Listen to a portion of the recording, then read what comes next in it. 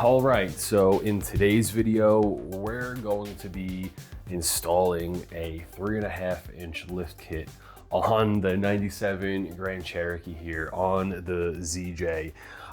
This 3.5-inch lift kit is from Iron Rock Off-Road, and I did a lot of research looking into what lift kit to put on this ZJ here.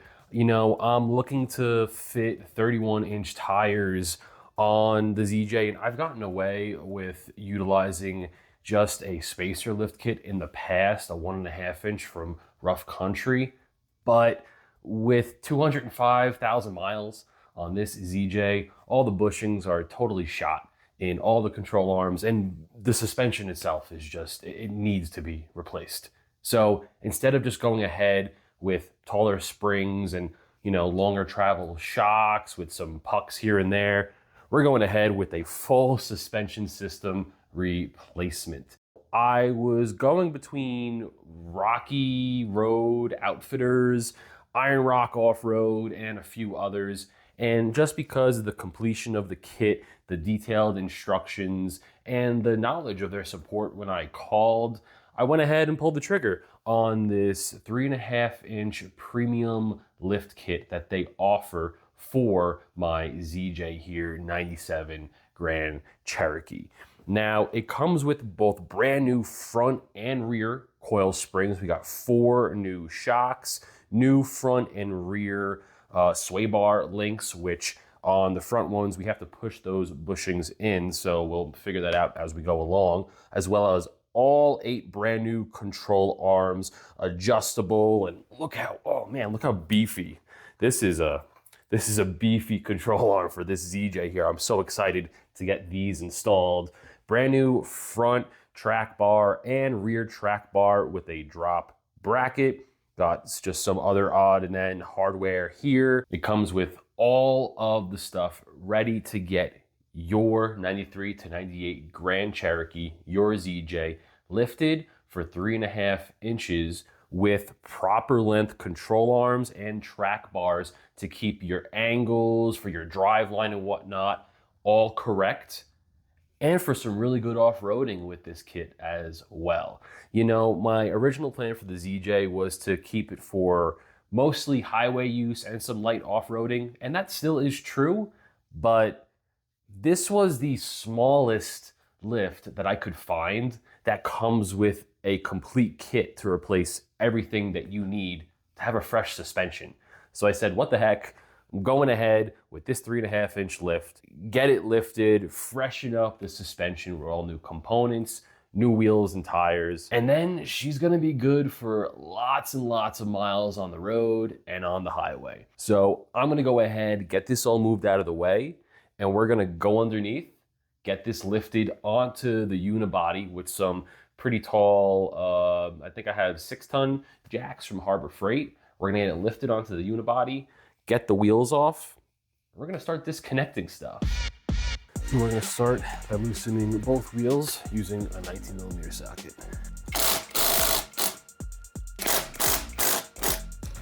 I'm gonna jack it up from the unibody right after the cross member. Let's see. Get right up in there. Squeak this under. That's a good spot for it. With the ZJ now supported on their jack stands, let's go ahead, get these wheels removed. See if it's jacked up enough. Oh yeah. Oh, look at that, look at that. And now this is the first time I'm getting a look at our suspension here. You know, it's old enough. Our rotors are definitely, you know, much to be desired. A lot of rust on them, but they're in good condition. I do have brake shake when braking at high speeds, so I'm gonna be happy to get all brand new brakes put on this as well. That'll be in a separate video, but I'm gonna do it while I'm doing this lift because, you know, while it's lifted up, might as well put new brakes. Also, might as well put new hubs and new axle shafts. So I'll be doing that. Those will all be in separate videos, but for this, we got our springs here that we'll be removing, as well as our shocks, removing our sway bar links as well. Those are gonna be brand new, and obviously our lower and upper control arms. I'm not gonna be replacing the bushing that's located on the front axle for now. For the upper control arms, I might if they look pretty bad, but from what I can tell, they're not too bad right now. So I'm just gonna go ahead and leave them, but we're gonna go ahead and get our axle supported on our jack now and start disconnecting everything as per the Iron Rock off-road instructions. So now what we're doing is supporting our front axle. I'm gonna lift it up just a bit, but you wanna lift it up just enough where you're not actually lifting the Jeep itself, because that'll take it off your jack stands. So now we're gonna go ahead, open our hood, because the next step is we're taking these shocks out. On a 93 to 98 Grand Cherokee, the upper shock mount bolt on the passenger side, it's pretty accessible. On the driver's side, not at all. It's located underneath your brake booster and on the lines, so that sucks, but we'll get it done. And now with a 13mm combination wrench and a socket on a ratchet, I'm gonna go ahead and remove our bottom shock mount bolts from our mount right here.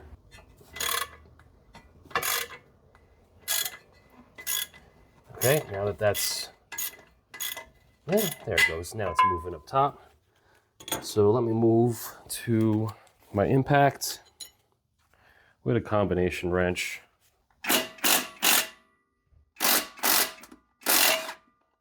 There we go.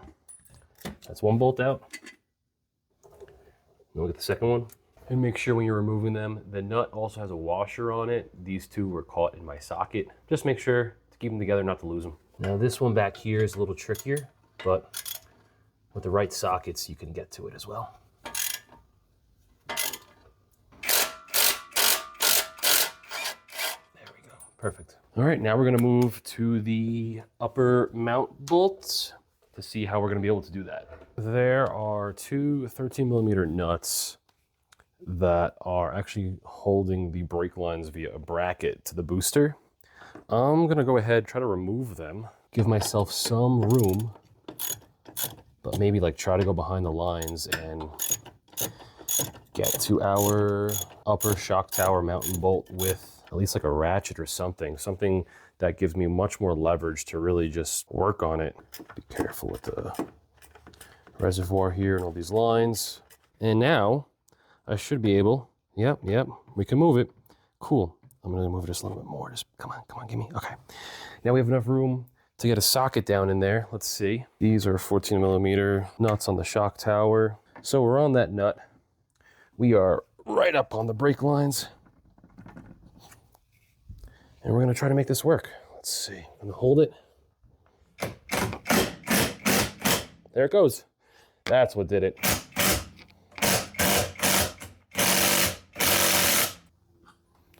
And that is our upper shock mount nut. Let me put it up here so I don't lose it. We also have the little bushings up here. Got that plate. And that bushing that'll come out when I pull this shock out. So now with the upper and lower hardware out, this is our stock, or it's not stock. This was obviously replaced at one point, but we've got our driver's side front shock out. Look at that bushing there. That is absolutely shot. Oh yeah, that is shot beyond belief. Falling apart, actually. Look at that. That bushing is no more. So I'm happy we got these shocks out. We're gonna go ahead, do the passenger side as well, and then we're gonna start working on the next item, which I believe is our springs, but we'll see in just a moment. Reach down and hold on to the top part of the body of the shock and just let her have it.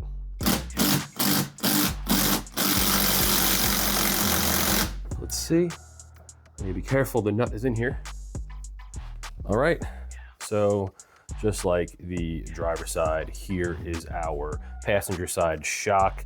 This one, it's got barely any rebounds. This one is absolutely blown. If I compress it, look at that, shot, absolutely shot. This will make your ride quality just terrible. You can see the bushing down here it's pretty crummy. And up here, once again, just like the driver's side, it's pretty crummy up top, but the driver's side was way worse. That one was completely blown out. This one actually has some life to it still, but that's it. And now we're done removing our shocks. Now we're removing our front sway bar links. I already removed the passenger side sway bar link. You could see this boot here is just completely crushed and ripped. The bushing down here is very just blown out and shot. Now on the passenger side, because of the steering dampener being in the way, I had a little wobble socket here with my 18mm socket attached to be able to get on the backside nut. But since this side is pretty open, we're gonna go with our impact and an 18mm socket right over the nut there. Take a 5/16 hex socket, go ahead right here, and we're just gonna give it a few little hits. There we go. And now with that, yeah, this sway bar bushing is shot up here as well. I'll replace that in the future, but for now, we're just gonna leave that as is. And to remove our sway bar link from the sway bar, I've got myself a 17mm socket. I'm gonna hit it with the impact and we'll get this off. All right, here we go.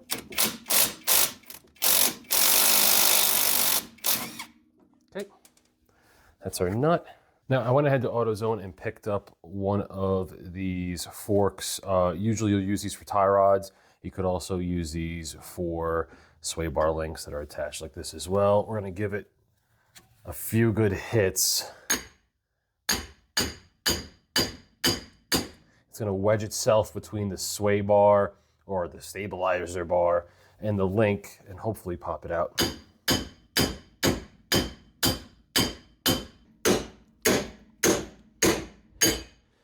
There it goes.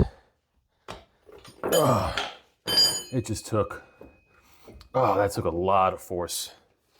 See, we got it hanging out. Ooh, that was in there pretty good. You can see this boot is totally torn. Totally just ripped up. No good anymore. So the next thing that we're gonna remove is our track bar. Right here is the axle side mount, which is on the passenger side of the axle. And over there, attached to the unibody, is the driver's side mount. We're gonna go ahead with a 15mm socket. It has a flag nut on the back side. Go ahead with a little wobble so I can clear this. Let's go ahead and hit it.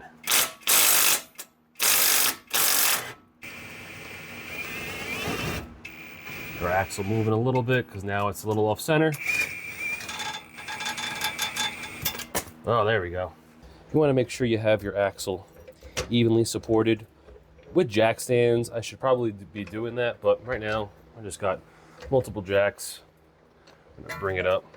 So now we got our flag nut back here, which we can remove for now, just so it's out of the way. And we have our track bar bolt. We're gonna put that to the side because we'll be reusing that. This is our old track bar.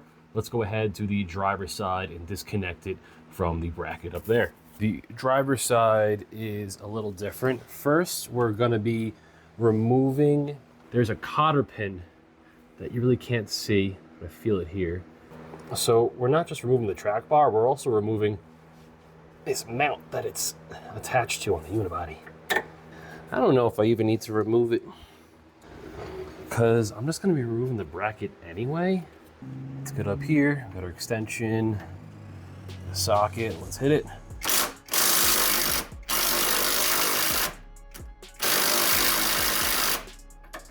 That doesn't want to move much after that first movement. Let's try it some more. I don't want to break that. That's really not moving. Let's try to go to the other one for now. Let's hit it.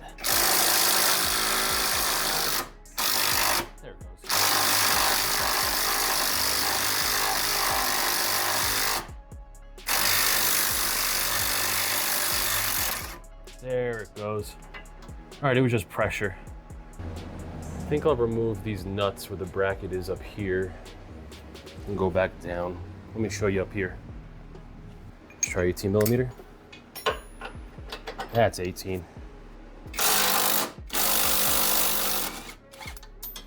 Can I get this in there like that? Just hit it. There it goes. Okay. That actually worked out great. So obviously these are connected together somehow. Okay, last thing we gotta do is go back underneath and get that bolt. All right, so this track bar now might just fall on me. So let's just hold it like that.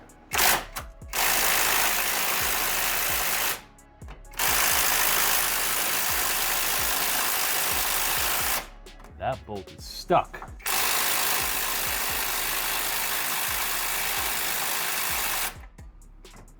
That bolt doesn't want to move.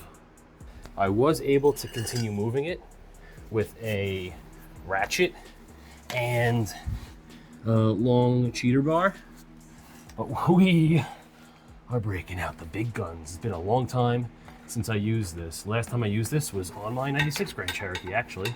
This thing is meant for, oh man, world domination, truly. Let's see.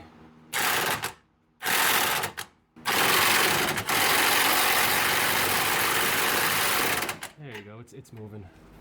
It's just super duper tight on there. Let's see. There it goes. Oh, it just needed some ugga dugga. Oh man, that's what it needed. Some friggin' ugga dugga. Oh, geez. Oh my goodness. Oh, this is bulky. There we go. Track bar and track bar mounting bracket removed. And now we can see the old track bar bushing's actually in decent shape.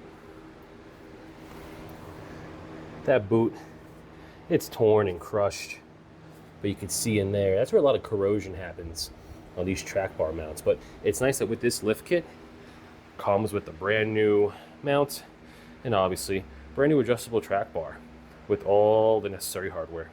So before we go ahead and start working on the control arms with loosening them up and then dropping the axle, I'm gonna go ahead and take care of giving our ABS line and our brake line some slack. So with the ABS, it's attached at this point, and this point here, these two on the shock mount, and then here on the unibody frame. So all you have to do is just get it from both rubber pieces, the bottom and the top that's within here, and just wiggle it on out.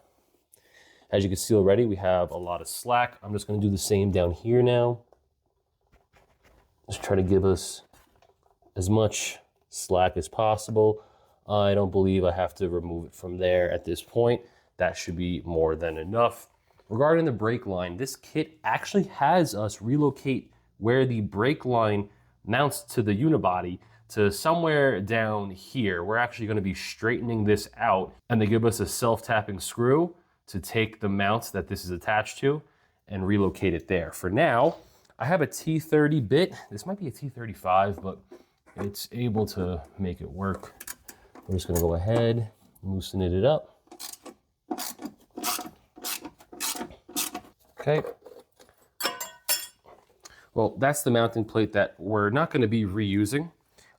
Instead, I believe, I'm going to double check the instructions, but our ABS line should be able to hang because we're going to have a lot more travel with this suspension now. But regarding our brake line, we're going to go ahead. We'll just make sure to straighten it up. If you have rusty brake lines, I don't recommend you do this, but since we don't have rusted up brake lines, for now that should be good. I'm going to go ahead and get myself some pliers and channel locks to more properly bend this without making any sort of issue. But with it now free, we have more than enough room for our axle to drop as low as we needed to. I was doing the passenger side lower control arm before doing the driver side, but I've been struggling with the axle side bolt for the lower control arm for the past hour. This bolt is on there extremely good. It's a It's a bolt with a nut on the end. I was just gonna do this side and then show you guys the driver's side, but once again, just wanted to go over what I've been doing. I've used every impact known to man. I've been using, you know, my ratchet with long pipes, and I'm finally getting somewhere. I hate doing this, but having a wrench, a combination wrench wedged to the floor, that seems to be doing the trick. The impacts are not doing anything, not making any movement. So I got it to move, but there's a certain point where the nut is just not going over the rest of the bolt anymore. So it's not tightened anymore to the axle, but that nut just isn't coming off the threads. So this seems to be working. I'm going to continue on with this, and hopefully I'm able to get this off so then I can continue to the driver's side and show you that whole process. This has been a pain. Definitely made progress now. Oh man. Got it. And now that our upper control arm bolts and nuts on the passenger side were very uneventful, thankfully. They are torqued way less, so I expected that. Here we are on the driver's side. We're gonna go ahead, loosen up our lower control arms, first at the unibody side, then over here at the axle side, you see right down there. And then in this hole here, that is where the bolt goes. There's a nut on the other side for the upper control arm. And right there on the axle, that's a Torx bit bolt with a nut on the other end holding the upper control arm to the axle. So we're gonna go ahead and start with our lower control arm. You're gonna need a 21mm socket as well as wrench. I recommend getting multiple different sizes and whatnot because it is a little bit of a challenge getting in some tight spots, but I'm mostly just gonna use an impact with the 21mm socket and a combination wrench to take care of our lower control arm on the bottom. And I guess if the passenger side is to tell me anything, this nut and bolt down here is gonna be a problem for me, where we'll need to use a long breaker bar or a pipe over our ratchet in order to slowly get that off. It's gonna be difficult if that's the case, but we'll make it, we'll make it through. So let's go ahead. We'll start with the unibody side. Okay, so this is going to be a 21mm combination wrench. Okay, over our nut. And I have a 13/16 socket on here, but 21mm is just the same. It just fits a little tighter. And let's hit it.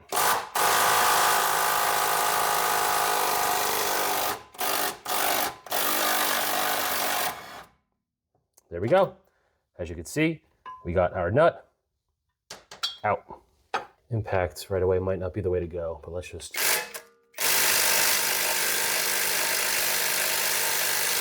No, I don't think impact is the way to go for this. Okay, well, since this is turning into just another hour-long endeavor here, I've hit it with a lot of heat. I've hit it with my impacts. Let's see if I can't get any sort of movement here. Oh, that's movement. Oh my goodness. That's movement, all right. I'm gonna blow out my shoulder. That's what that feels like. How does it feel? It's just, it's flexing with the bushing. Okay. Progress. Oh, damn it. That's movement. I got it a bit now. I put the heat gun on it for quite a while. Like 10 straight minutes. You suck. God. Move. Yeah. Yeah. Oh, come on. Oh, jeez. Come on. Come on. We got the wrench on the floor. Yeah. Oh, geez, okay.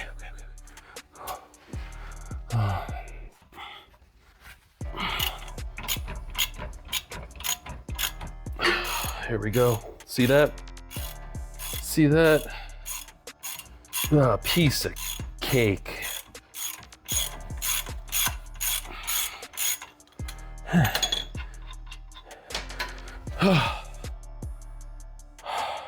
Oh, it's burning my arm, it's hot. And now that literal hell on earth is over, we're gonna go ahead and start working on our upper control arms on the driver's side. I've got myself a 15mm combination wrench along with 15mm socket on my impact. And we have a 15mm bolt right in the frame here. We're gonna hit it.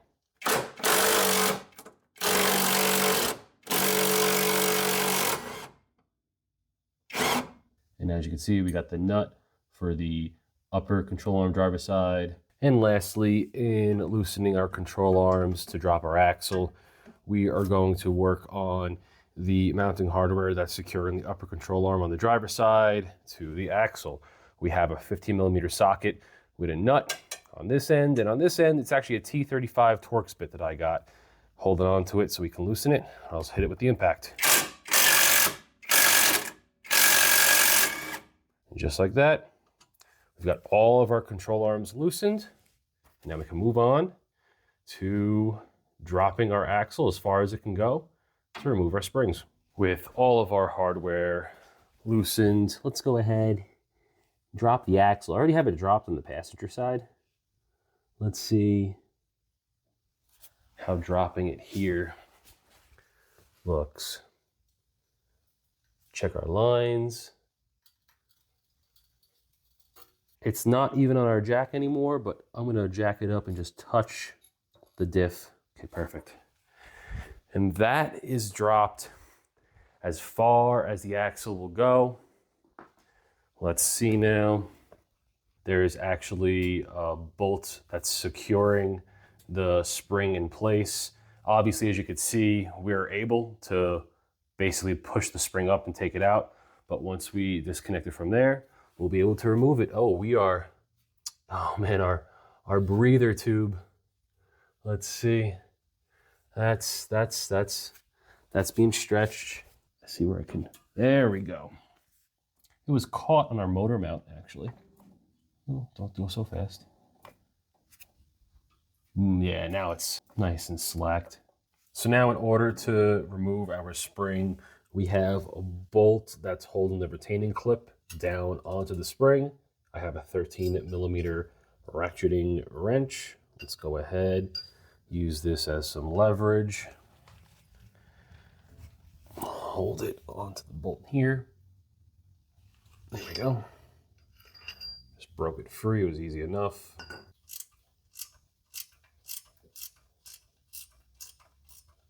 And with that loosened, should be able to just drop our spring right out. Nice. And since, as you can see, my wrench is still stuck in here with this bracket, it is a 10mm wrench that you'll need to get back here and just loosen up. There's 2 bolts just holding that bracket in place. So you should remove this bracket first before attempting to loosen up and remove the coil retaining clip. Now, as part of my install, as you could see, this is a 28-year-old suspension that I just removed the springs, and you could see that spring perch there. It's just, a little corroded, a little rusted, a little dirty. I'm gonna go ahead, clean as much as I can in here up, and even hit it with some just black Rust-Oleum, just get that nice and cleaned up looking. Obviously, you could see we have more work to do that I'll be doing after this lift kit install with our axle shafts, as well as my rotors, replacing the rotors and brakes, but focusing on what you'll encounter when installing this Iron Rock off-road lift kit. You probably will want to, just like I'm gonna, clean all this up as well, just so it's, while we're here, right? While we're here, clean it up, make it nice, paint it up, and put it all back together. And now, before I go ahead and clean everything up and call it a day today, I just want to show you on the passenger side. So right now we have no spring on the driver's side and our stock spring still on the passenger side. As it is right now, with the driver's side fully drooped down, there's no way to get this spring out. And furthermore, once we put a taller spring into the driver's side, it's going to actually push this up and make it much more difficult to remove this spring. With a spring installed or not, the method is the same on the driver's side, but I'm going to show you with no spring installed on the driver's side right now. So I don't really care about these rotors. So what I'm going to do is on the driver's side, I'm going to go ahead and get my jack underneath the rotor on the driver's side and just lift it up from there. As you can see, my passenger side is now dropping. Just a little bit more, articulate that way. I heard the spring drop. So let's see. Oh yeah.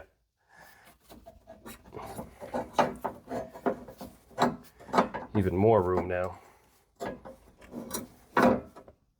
Let's see. I mean, I do have even more room to drop, but we didn't need it. So now we also have our passenger side spring out as well. On both the driver's side and the passenger side, I went ahead with a wire wheel and a wire brush, knocked off any and all rust that was here on the spring perch, as well as the bump stop up here, and even our front stabilizer bar, our front sway bar.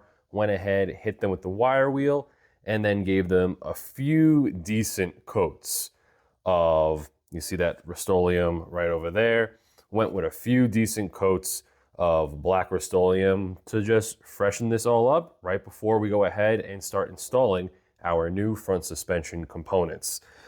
As you can see, the knuckle still needs some work, but I'm going to be in a separate video removing our rotor, ball joints, and everything. So all this is going to be freed up in order for me to clean this and paint this as well. But just for now, we've gone ahead, cleaned up and painted what was available. And now we're going to move on to removing and replacing our front driver side, upper and lower control arms.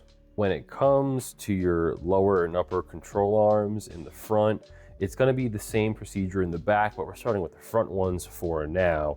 We're going to have to go ahead and actually adjust the length of the upper and lower control arms to the specified length in the manual. These are going to be starting points for your ZJ, which then can be adjusted afterwards once the suspension system is installed in place and all tightened down. So the first thing that we want to do, the control arms come assembled with the jam nut like this for the uppers. The lowers have a little bolt and nut that you're actually going to use to secure that in place. It's going to clamp it instead. Two different types of clamping systems, jam nut and nut and bolt. We're going to go ahead first and actually, as per the instructions, we're going to remove the threaded end from one of our upper control arms here. And once again, as stated in the instructions, we're going to apply some anti-seize. Even though the instructions state to add anti-seize to the threads for your control arms, it does seem that this actually does come with anti-seize on the threads. What I'm going to do though, just to be safe, I'm going to add a tiny bit extra, especially up to the jam nut, just so we make sure that this won't seize up on us and become not adjustable in the future. So a little bit up there, perfect. Now we're gonna go ahead and thread this back in, and I'll do the same for the other ones now before we adjust our lengths.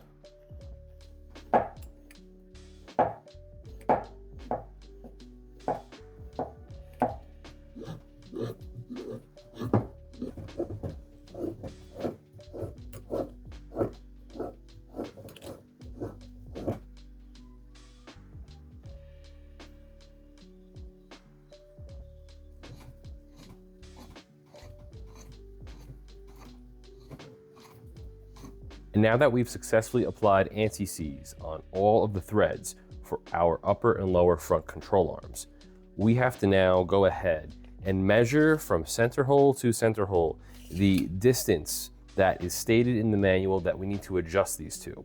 For our front upper control arms, that measurement needs to be 15.5 inches. And as of right now, this one is at 16.1/8. So we have to shorten this by a bit to 15.5. So let's see how that looks here.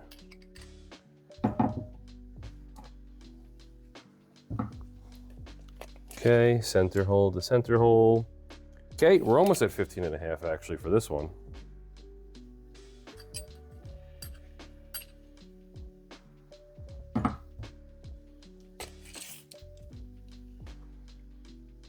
That's 15.5. So we're going to lock that jam nut down. Give it a nice little tighten. Nothing too crazy because we'll be tightening it later on the ZJ.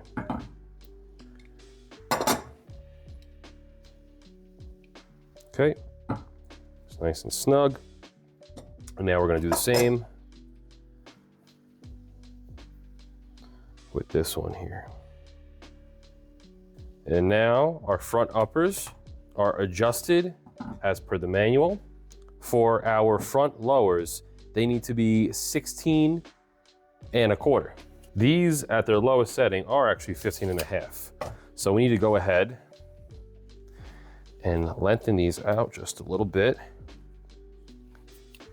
to 16.25. Let's see about this.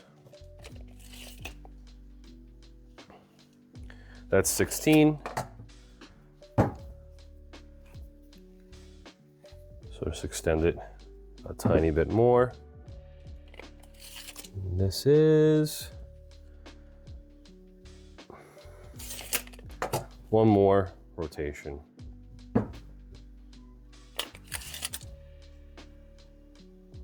That's 16.25. Perfect. Okay, at 16.25, I'm just gonna go ahead and snug this down just a little bit. Nothing too crazy, because we will be tightening those to 140 inch-pounds underneath the Jeep once they're installed. So let's go ahead with this one, 16.25. Go ahead and just snug these up just a little, nothing too crazy. I'm now gonna go ahead, get my rag, and wipe off any of this excess anti-seize because it will attract dirt, dust, and debris, which will get on our threads as we're off-roading and just driving around. We don't really want that, honestly. So let's go ahead, take our anti-seize off as much as possible on the exposed portions of the threads, especially because it's squeezing on out up here. Once I get all these cleaned up, we're gonna go ahead and actually work on our adjustable track bar. And now when it comes to our front track bar, we have a few different things that's gonna be going on as we prepare it to get installed. The first thing is the track bar comes in 3 separate pieces. It has the axle side, the track bar adjustable sleeve, and then our body side. This attaches to the driver's side on this end. As you can see, we have no bushings in our track bar ends. We're gonna have to press these in with a bit of multi-purpose grease. We should be able just to punch these in. We're also gonna be doing anti-seize on all the threads, and we will be adjusting this evenly. And then once we put it all together, we have to make sure that the track bar measures, I believe it's 33 5/8 inches in length from center to center. Yes, that is 33 5/8 inches from center to center once it's all together. Now, since I don't wanna mess around with the bushings while everything's together, we're gonna start out with that. So I opened up our package here.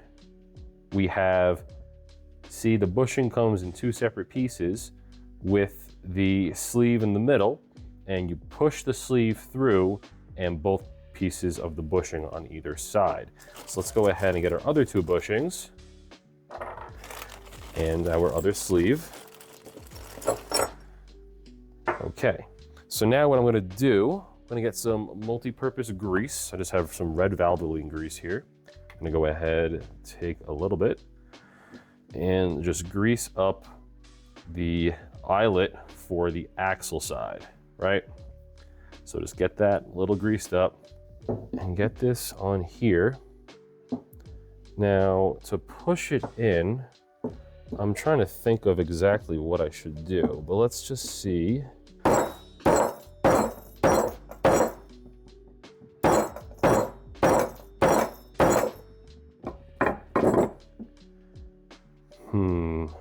Since I don't have a press, as you can see, I got it kind of like this, but it's not fully in this way and it's popping out this way. We're gonna go ahead now with a washer and a bolt on one side, washer and a nut on the other side. And we're gonna allow this, its mounting hardware, to actually clamp it together. All right, so we've got 19 millimeter on each side. Let's switch these around. Perfect. And we'll keep that like this for now as we install the rest of the hardware and get these ready. This on the nut side, this on the bolt side.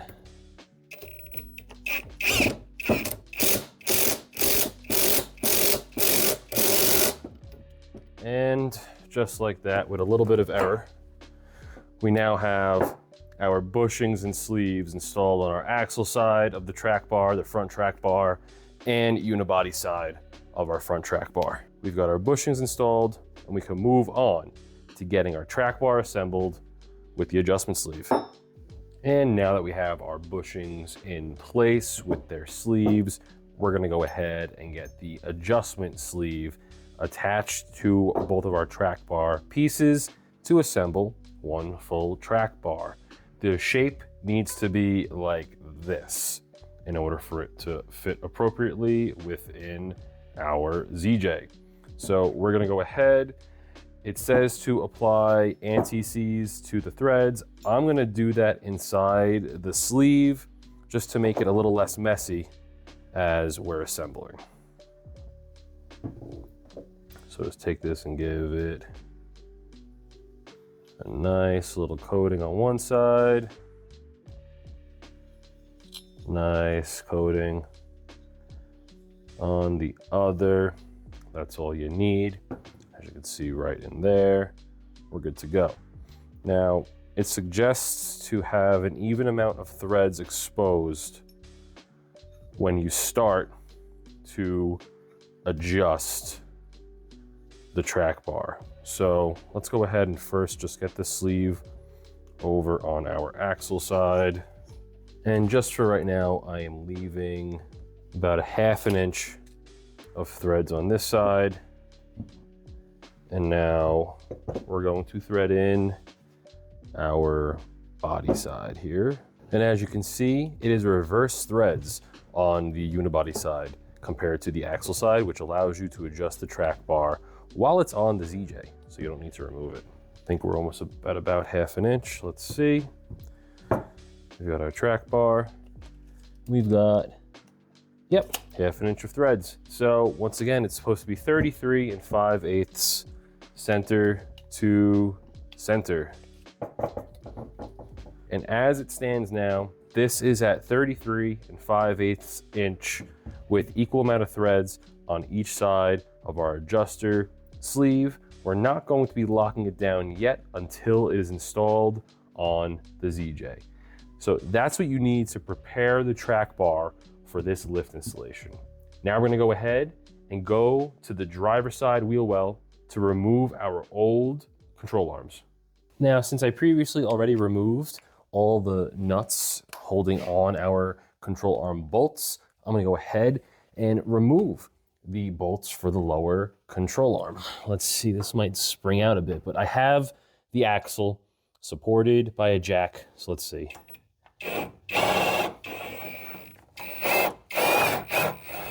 Oh, okay.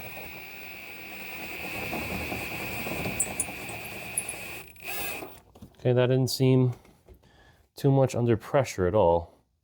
Let's see, it's still, look at that. Falling right down.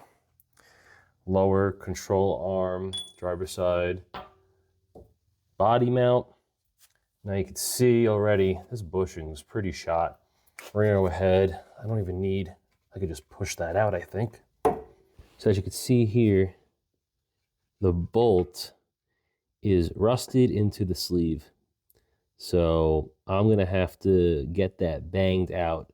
You can see it's fully loose, obviously, but since this control arm is up in between this bracket with this bolt going through, there's no way for me to loosen this up. I'm gonna figure out how to get this freed up so we can drop our driver's side lower control arm.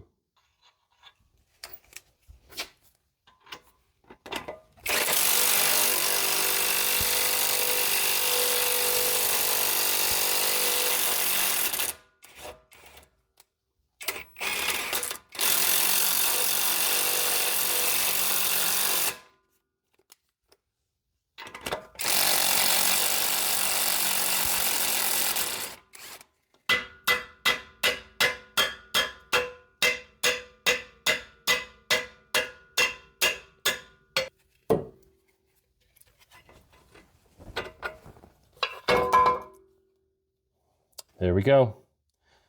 It was all corroded in there. Got some WD-40 up in there. Few whacks. We got our bolt out. Perfect. And now with our lower control arm out, we're gonna go ahead with a T45 bit. I already have the nut out on the other side.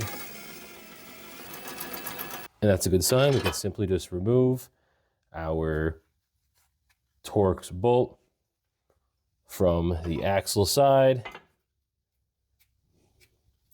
That bushing still has some life in it. I'm not replacing this bushing just yet, but I will be doing it in sometime in the future. Now let's go ahead. There we go. Now our upper control arm is out on the driver's side. Lower control arm out, upper control arm out, shock out, our spring out, and our sway bar link out. So now we're gonna go ahead, drop the axle as much as possible, and install our new driver's side front spring. So we have our brand new springs. Let's go ahead, get this up and over here. Oh, look at that. This is gonna fit just fine. So open over here and around. Nice. Fits right over the isolator. And now, as I raise the axle, it'll come a bit forward and I'll be able to seat it properly. And then we'll get our retainer clip, which I just cleaned up and painted, and get it bolted down. We're touching our bump stop, but I don't expect that to stay the case. Oh, there we go. All right, let's jack it up just a bit more.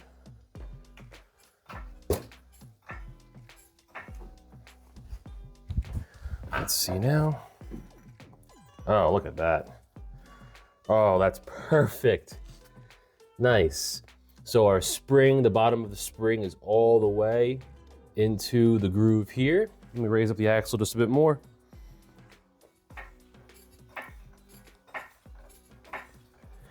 To really get a full understanding. We've got our driver's side spring in. Yeah, this is gonna have to stay forward. We're gonna have to, adjust that as we put our control arms in and whatnot, but this is a great step. I'm super excited for this right now. Let's see. Got a 13 mil wrench. I think it's 13 mil. Yeah, it is.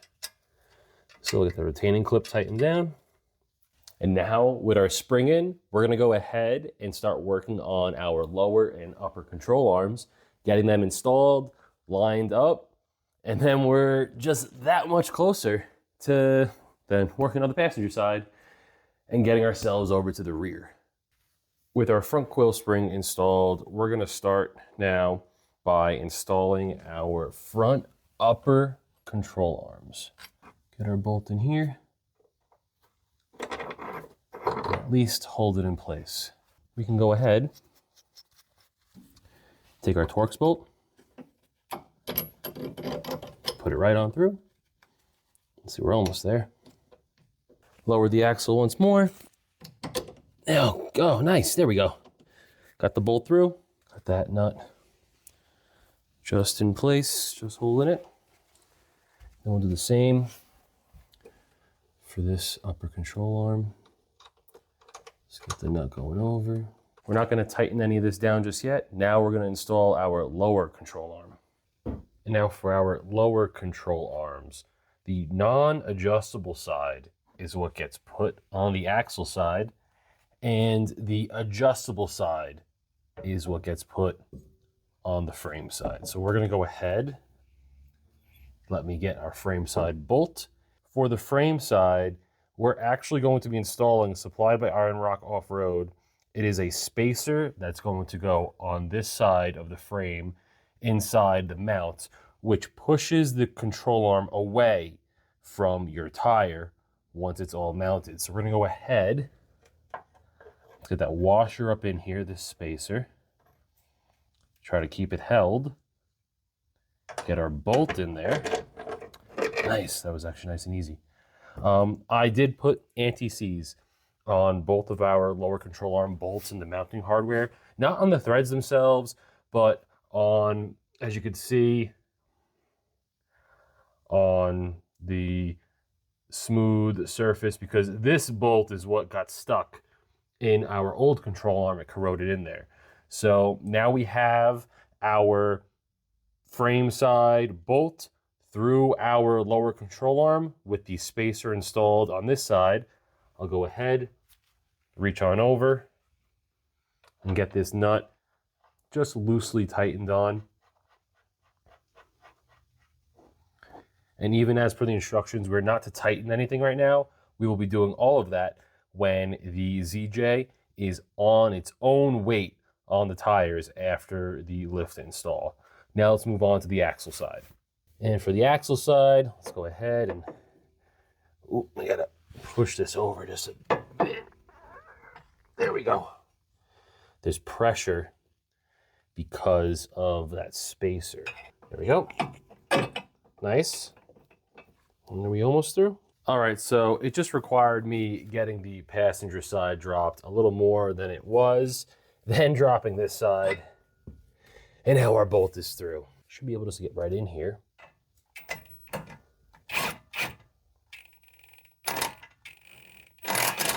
Okay, I am not tightening that at all, just have it nice and snug.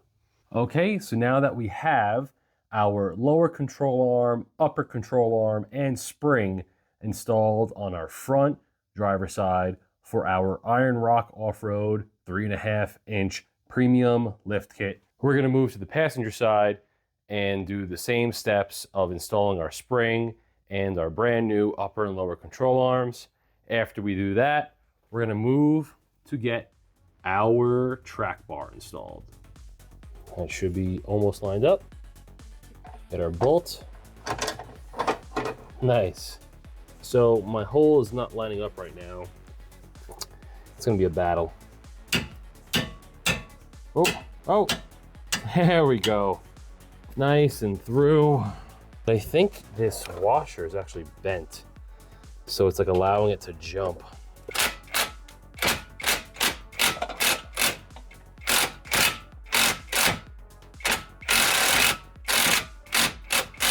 And with just a little bit more fighting, we got the position washers in place just like that. Both sides are correct. Now we're gonna move on to our passenger side coil spring. Now, since we already have our spring and control arms installed on the front driver side, getting our spring installed on the passenger side is going to require a little more effort. that's where this strut spring compressor comes into play. This is a McPherson strut spring compressor that you can borrow, that you can loan from AutoZone. You specifically want this style for coil springs that we are working with. The other styles with the forks do not work on these types of springs. Those are more so for struts. So we're gonna go ahead, get our compressor out, both pieces, and we are going to apply a liberal amount of multi-purpose grease on these threads. The purpose is so you make sure that there is no potential binding on these threads that can end up with the tool failing and blowing up in your face pretty much. So just put a liberal amount of grease on these threads, and now we should be good to go. So the top of the spring actually is here, and this is the bottom of the spring. We're gonna go ahead. I wanna get it compressed around this area, maybe even around this area. You're gonna notice there's gonna be some clearance issues when installing the spring. Once it's compressed, in order to uncompress it in the wheel well, there's a little bit of a challenge with that. So first, we're gonna go ahead, let's go down to this. Okay, put the locking pin, let's push it in place, so now it's around the spring, and just by hand, start this off until it's just semi-tight. Same goes for this side, locking pins outwards.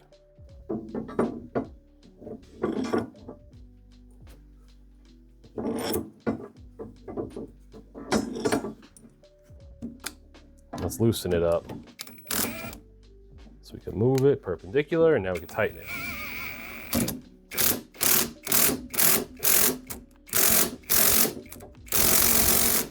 Okay, same goes for this side.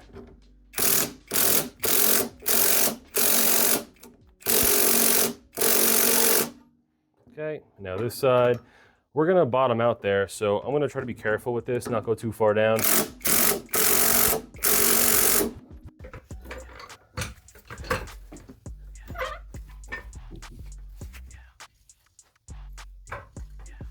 Okay, I don't know what just happened. Just trying to move it down even more. Looks like it kind of did. Oh, there, that helped. Oh man, that helped so much. Okay, cool. Oh man, it's still a fight. We're not over yet, but we're the closest we've been. Okay, I know the spring fell, but I also know that might have just been what we needed. Okay. Yes, it was. Look at that. Oh man. Oh, we're in. We're exactly where we need to be. All right, so this is where, let me get it here.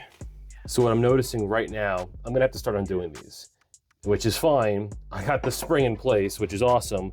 But with the steering stabilizer mount, this thread won't let the spring sit in its final mounting location. So this actually might work out to our benefit currently.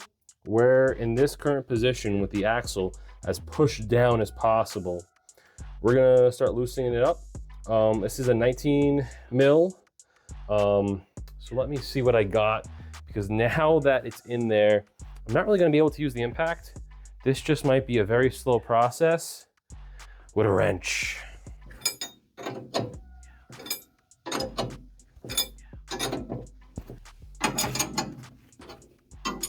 Loosening this side, I can probably get it out. I gotta loosen both sides though. But, so I dropped the axle back to a more level stance, so the spring went up a bit.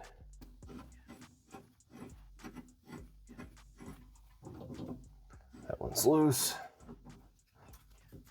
Oh, we could just slide it around now, actually. Probably. Yep. Oh, I should have expected that. But our bump stop's still intact, so that's nice. Cool, our spring's in place. One compressor out. Second one out. So a bit of a pain, but we have our passenger side spring installed. So I'm gonna make sure I get it lined up right here and then get the retaining clip installed, and we will have successfully installed our upper control arm, lower control arm, and coil spring on the passenger side. So the next big pain that we have is mounting our front shocks onto the ZJ. And as you see, we have one of our front shocks with the bottom mounting bracket through the bushing. They don't come like this.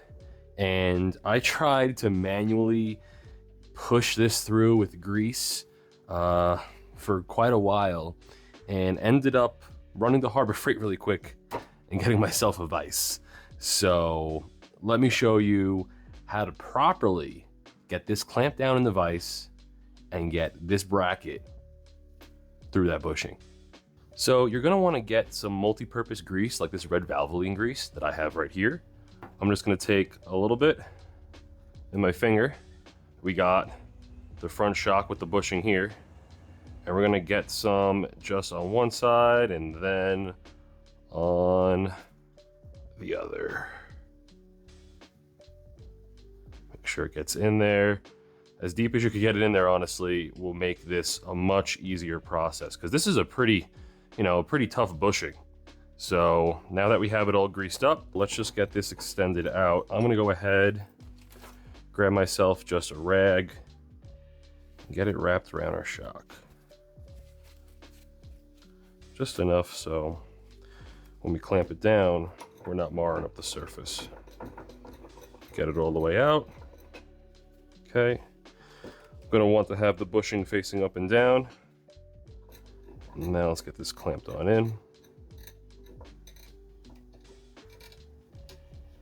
Not too tight. You don't want to damage your shock, but you also want it tight enough that when you're pushing down on this, okay, it ain't gonna move. We have the shock mount right here. Get yourself something like, I use some channel locks here. Something that you can get a really nice grip right there. And we're gonna have to go ahead. Let's see, it's moving a little. Okay. And just get your way started working in. I'm not gonna lie, it is honestly an extremely tedious and difficult process. You could go ahead and keep trying to force it through, but since we're doing our front end, I rented something from AutoZone, a ball joint press. So let's go ahead. It's already pushing it in, that's great. All right. And you'll just see, as I turn it, we are pressing this in the bushing.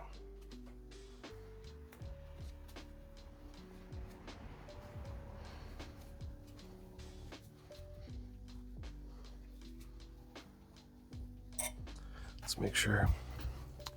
Yep, that's good.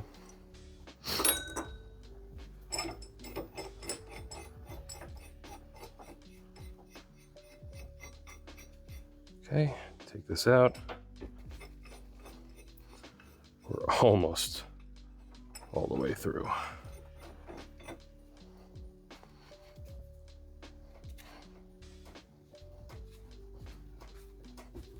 There you go, see?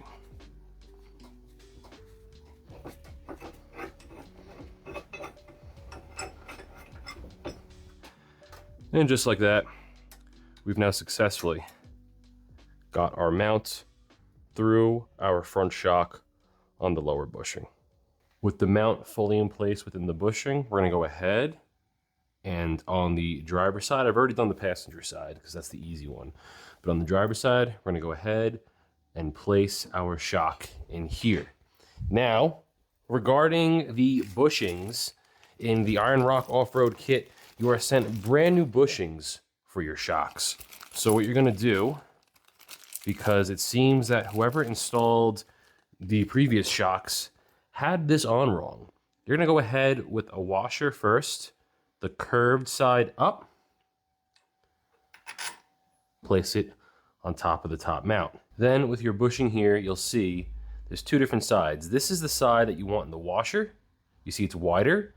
And this side you want going up into the body because it's actually going to meet with the other bushing, and they're hopefully going to touch if all goes according to plan. So with the wider side, we're gonna go ahead, reach over and get this onto, and it is a little tough. Let me take it out to do it. We got the bushing on with its seat here. Go ahead, place the shock in place.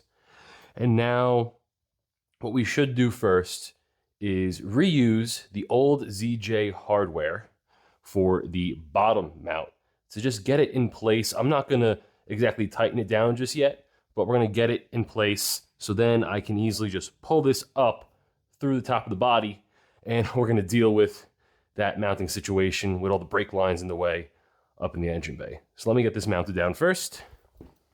And now, since we are reusing old hardware, I did go ahead, I put this in the vise and I took a wire wheel to it, just enough. I didn't go too crazy with it, just to get all the threads near the bottom where the nut actually stops. You could see where it's clean.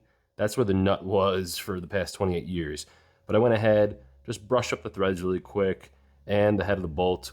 As well as I actually did have new washers. The old ones were crushed, so I just luckily had the same size washers for all 4 bolts. So going with a new washer here, same nut, same lock washer. And also I let these all soak in a cup of WD-40 just for maybe a half hour while I was doing other things.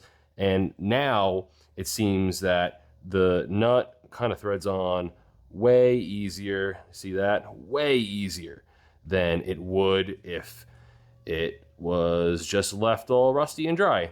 So we're gonna go ahead and reuse our old hardware to mount our shocks on.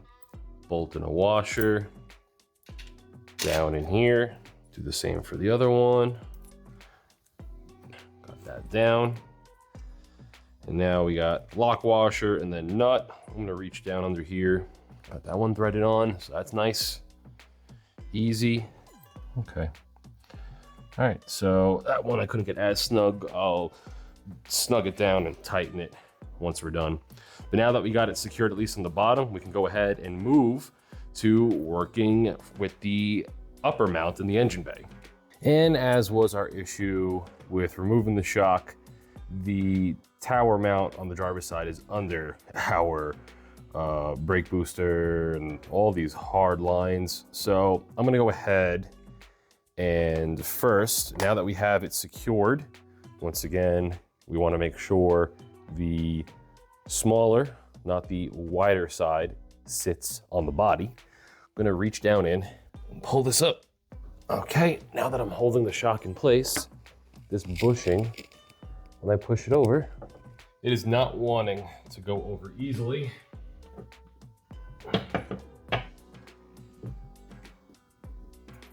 I got it over enough that I see some threads. Let's put the curved, looking at the bottom now, let's put it over. So this is a 15mm socket. Let's see if I can't just get on top of here while pulling up. Okay, did I do it? Let's see. I'm cross-threading it, but at least I got it on. Okay, let's see. I got it to where now I actually can. All right, so that did something, because now, here I go.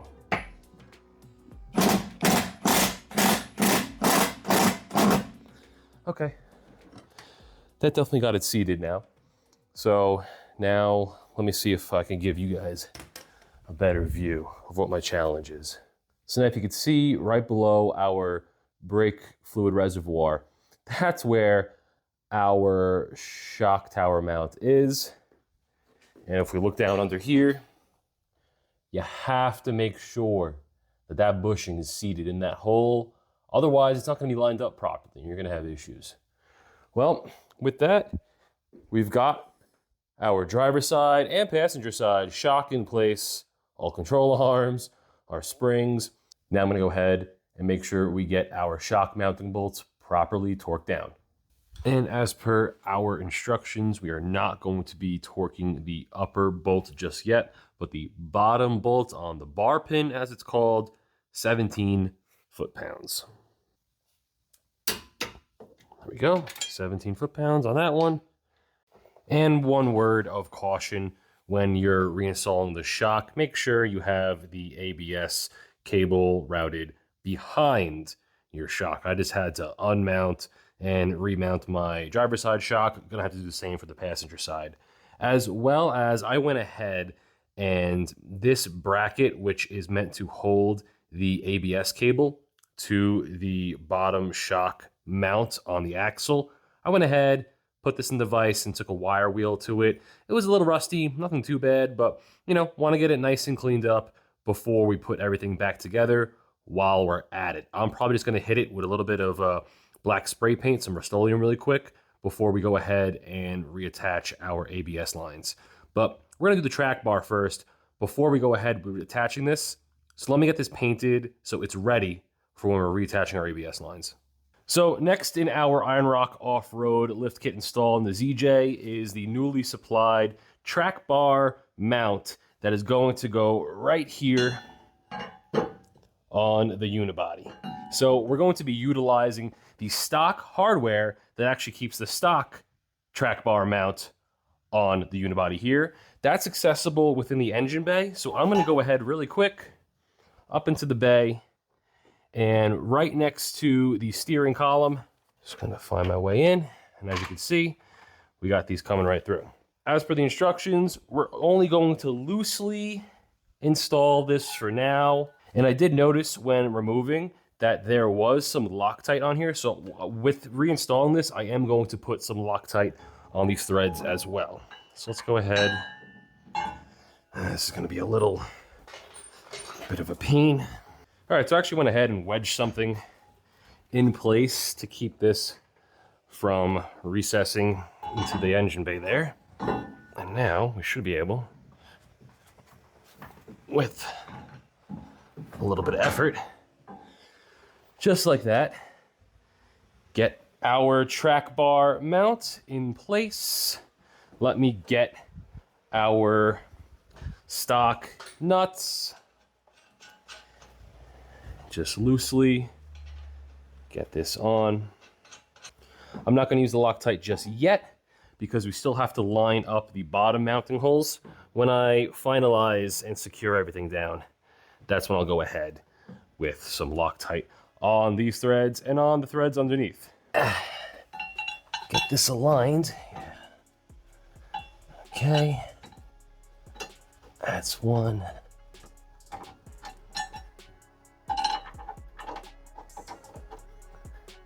So when trying to install the track bar bracket, I'm having some issues with this piece of the unibody right here. So I'm gonna see if I can't bang it out of the way.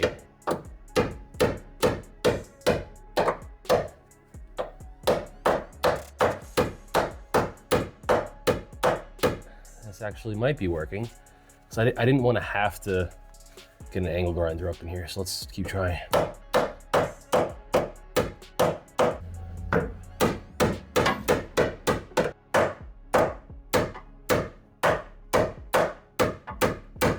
Let's see now. No more clearance issues. Doesn't look it. Let me go under there. Feeling much better now. And let's see how this goes. Let's try this one first. This one was tougher.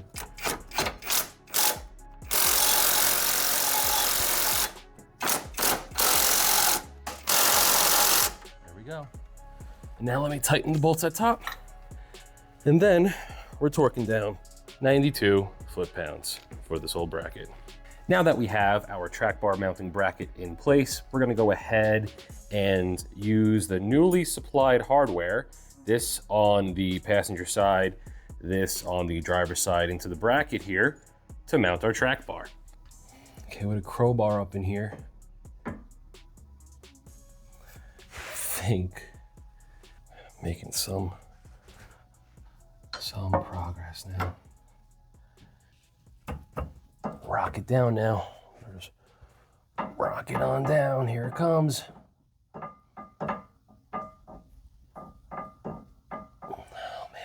man. 19 mil? Yeah. Oh, I'm getting it through.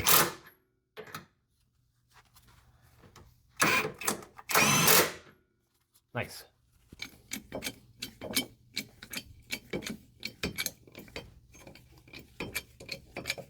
There we go. That's perfect. With fresh bushings, it's difficult, but this is going right on in. Nice. So I dropped the axle a little bit. Let's see, I got the holes lined up pretty decently now. So if I just pry it down a little more, a little more, it's lined up. It's lined up. Yeah, it's lined up as best as it's gonna be. So we got our flag nut.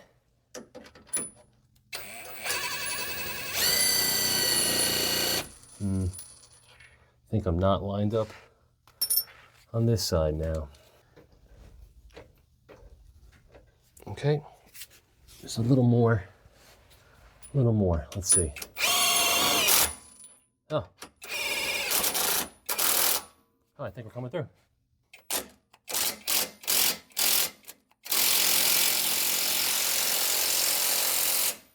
And we're on our flag nut. Perfect. Now that we have both of our track bar bolts in place, we're going to torque them down to 74 foot-pounds. Okay, 74 foot-pounds on the passenger side. There we go. And now the last thing that we need to do to consider our track bar installation complete is to put these clamps on each side of our adjuster sleeves. Oh, oh, that's okay.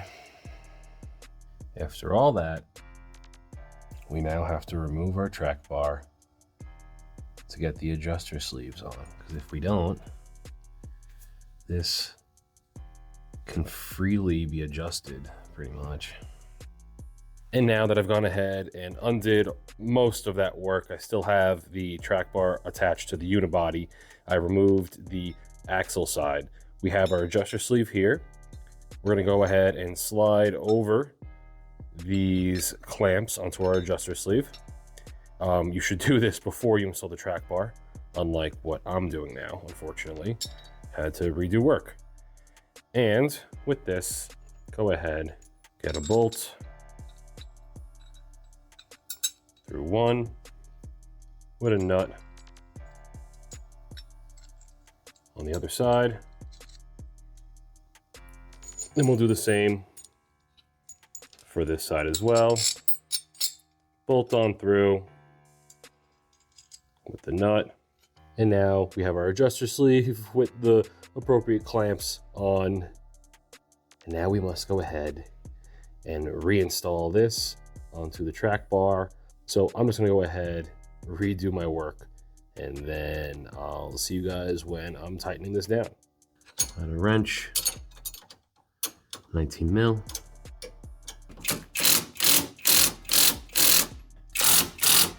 And with that took way longer than it needed to, but we got the new track bar installed on the axle side, 16 millimeter hardware there with a flag nut.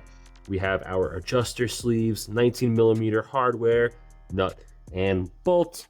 On the driver's side, we have our brand new track bar bracket and a 19 millimeter nut and bolt attaching the track bar to this bracket.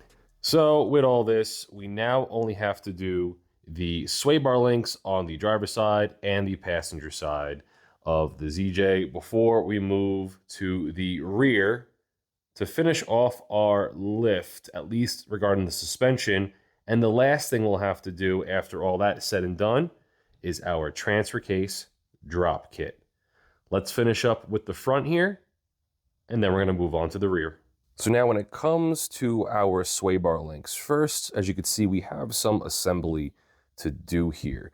If we look at our old sway bar link compared to our new one, you could see that the new one is obviously much longer to equate for the lift that we've now just installed on this Jeep. But also, this has the circular type of bushing on both the bottom and the top, while our old one had the circular on the bottom and the tower style on the top. What this kit includes is a U bracket here that is actually going to install on the front sway bar like so, and then our link is going to mount right inside of it, just like that. So in order to assemble our sway bar links, we have these 4 bushings that we have to get pressed in each, as well as these 4 sleeves that we have to get pressed in. I'm just going to go ahead, get a little bit of grease in these, and then we're going to use the vise to press it on in. Now, with our links and bushings just very lightly greased, let's go ahead.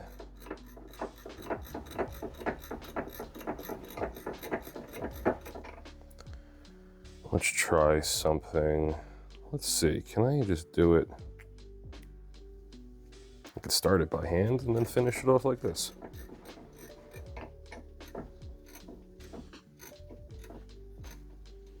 Okay.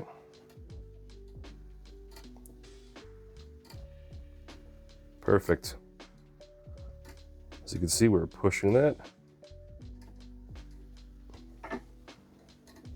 right on in, but let me center it. It seems that, okay, definitely some good progress there. Let me turn it around and try it this way.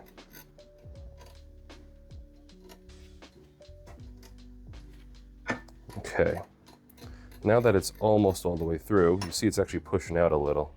Let me just finish it off by hand. I probably can. Let's see. Yep. Can get it the rest of the way through. All right, and that is 1 bushing successfully installed on our sway bar link. I'm gonna go ahead and actually, I did grease the inside of here as well. It shouldn't really need much force, honestly.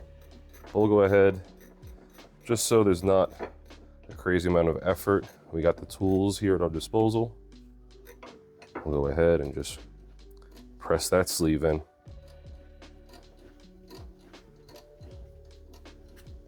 There we go.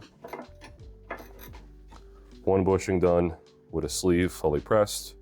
Gonna go ahead and do the rest.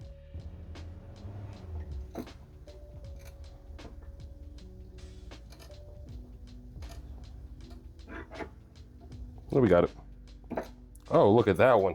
That one just slipped right over. All right, so this one I put the grease on the inside. On this one, I put most of the grease on the outside and it popped on in. I think I'm gonna try that method for the next 2. But let's go ahead with this. We'll get this pressed in as well.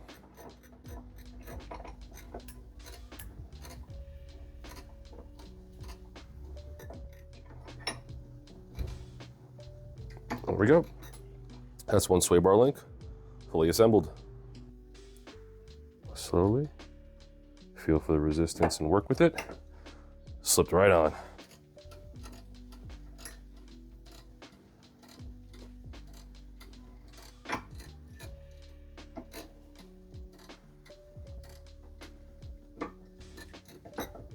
Almost there. Okay. Nice.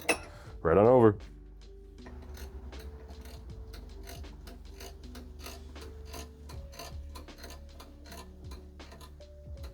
Now we successfully have both of our front sway bar links assembled, we're gonna go ahead and get our U-brackets installed underneath and then install our sway bar links.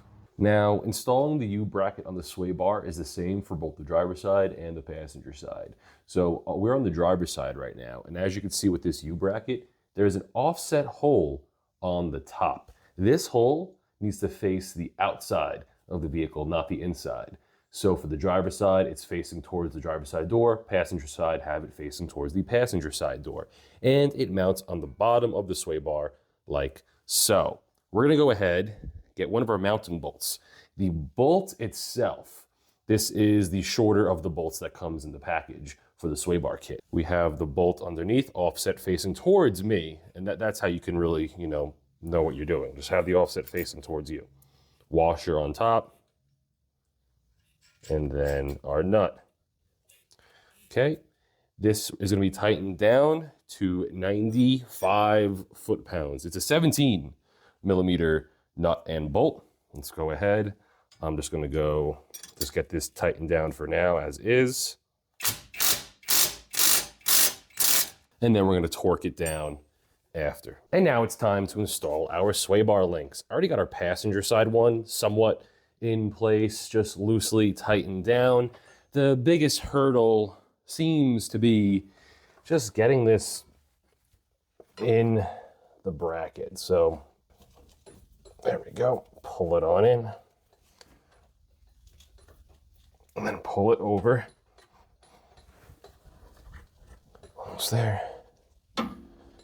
Down, okay. We have our upper mounting hardware. So seeing how the sway bar itself can move and will move towards the body, I'm gonna have the bolt on this side and the nut through here. So we have as little as possible sticking out towards our body. So we got that there. And get our hardware. I'm putting the washer on the opposite end, because here we'll have the bottom bolt go through, washer and nut on the other side, clamping it down. It's gonna be 74 foot-pounds for our upper and lower bolts here. I'm gonna go ahead and just hit these first. Upper is 19 millimeter nut and bolt. And lower is 18 millimeter nut, a 5/16 hex. Yes, it is 5/16 hex. There it goes, 74 foot-pounds. So as per the instructions, we've removed the bracket and straightened out our lines on both the passenger side and the driver's side as best as possible.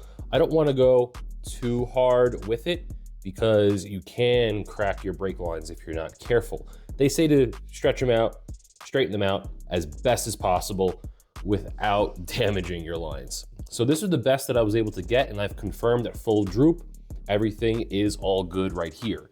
We are supplied with self-tapping screws to screw this part of the brake line mount into the unibody. And I'm gonna do just that. This is where it appears is a good spot for me. You're supposed to be able to bend this little tab up, but I've been having some difficulty and I wanna be really careful with my brake lines. So I'm not even gonna bend it up. I'm just gonna go ahead, make sure we're straight. I'm happy with it here. And with the self-tapping screw, pilot it right in. This is a 3/8 Bosch bit, hex bit on my impact driver.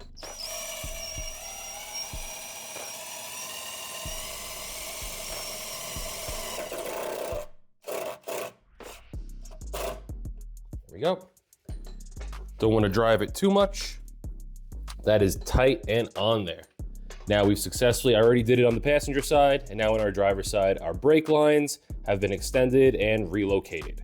We are not reusing the stock bracket, instead just self-tapping right into the unibody. I'll go ahead and get some paint behind here and on there as well, just to prevent any rusting in the future. And now lastly on our long to-do list for the front of this ZJ is our ABS brackets. We're gonna be utilizing the stock hardware to just reattach it, these two 10mm screws to the back of the perch there.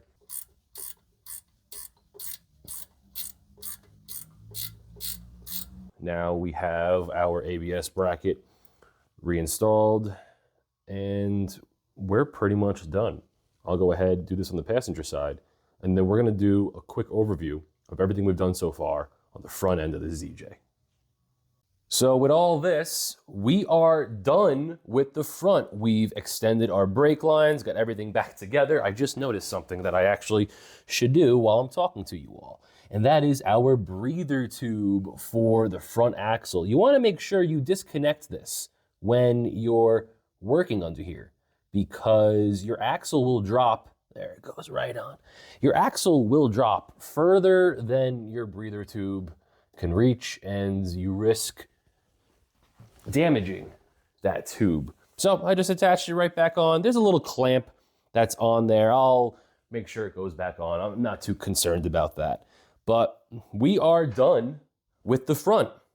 Now, one thing I'll note that isn't going to be part of this video, but is kind of obvious.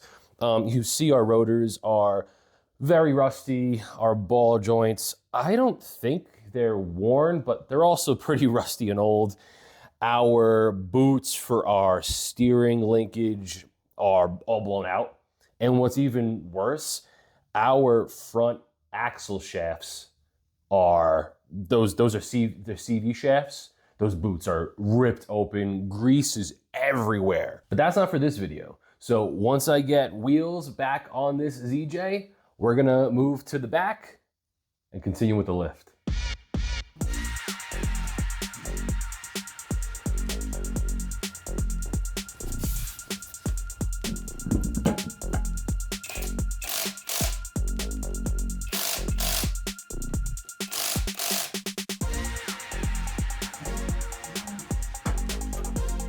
So this is how the front of this ZJ sits with the Iron Rock Off-Road 3.5-inch premium suspension lift kit installed.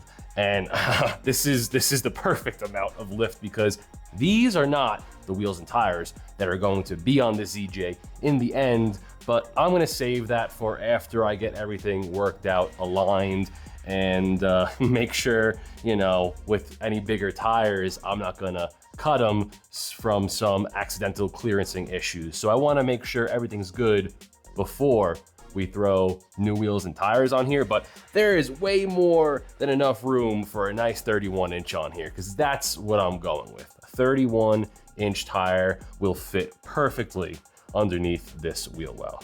And look at it. It looks absolutely great. That sits perfectly. All right, let's go ahead now, get the rear end lifted up off the ground on jack stands and start doing the lift in the rear.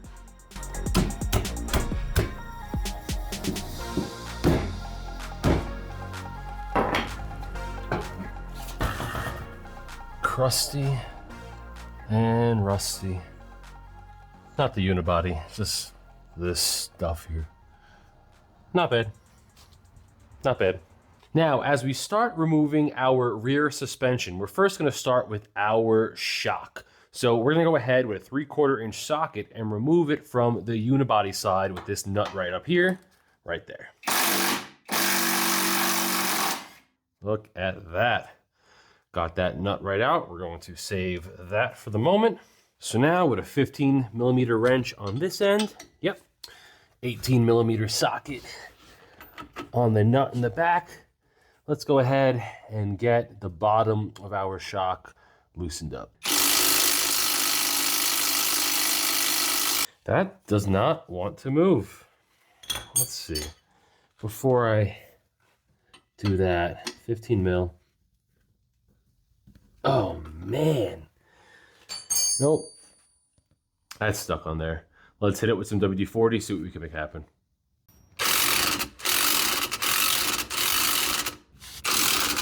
There we go. There we go.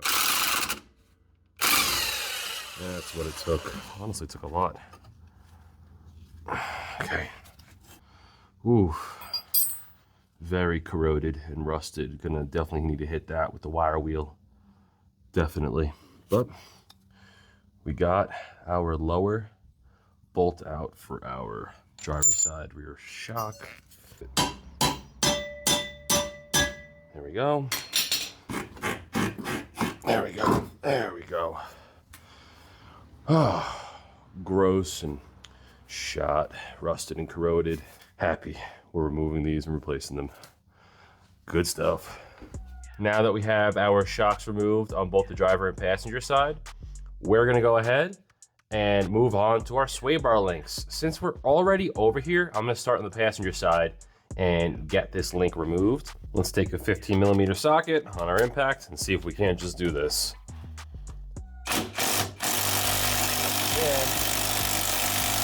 Oh, it looks like we actually have to, it's threaded through. So let's then take a 15mm wrench, reach down in here, the box end of our combination. There we go. Old bushing. Should be able. There we go. So that's loose. We're not gonna be able to lift it all the way up until the driver's side is loosened as well. So the center of our sway bar link actually has two flat sides that we should be able to get clamped down on to prevent the entire link itself from spinning. There it goes. We're almost there. Just absolutely rusted on. Now with our sway bar link completely loosened up, obviously once again, we can't get it fully removed until we go to the driver's side. So let's go to the driver's side, get that loosened up as well, and we can discard all of this sway bar link hardware and the link itself, because we have a brand new longer link with new hardware that we'll be installing in our rear end once we start reassembling. Let's move to the driver's side. Easy enough. Look at that. There it goes. Nice. That nut is out. Now we should be able to just get, let's remove this without harming our brake line. Cut our adjustable wrench out. And that is the driver's side sway bar link completely removed. Once again, all these bushings are absolutely shot. We're not reusing any of this hardware. This goes in the trash. Same with the passenger side. We're done removing that. So now that we have our sway bar links fully removed, our next step is to remove our track bar. The track bar is secured with two Torx T55 bolts, and at least on the passenger side, it's an 18mm nut. I believe on the driver's side, it is a flag nut, but at the very least, the driver's side bolt is not accessible with where the gas pan and the gas skid is. So right now, I don't have a T55 Torx bit, but I'm going to try to at least loosen up this bolt first, and we should be able to turn it down. All right, I don't see us turning the bolt yet, actually, so at least we're getting it loose. And the bolt still isn't turning. Let's see how loose we can get this. The nut itself. Oh, the nut is definitely way more loose now. I could actually turn to just doing it by hand. I'm gonna hold the nut this time and just try to turn. I don't think we're gonna cam this out. It's actually moving very freely. Yep.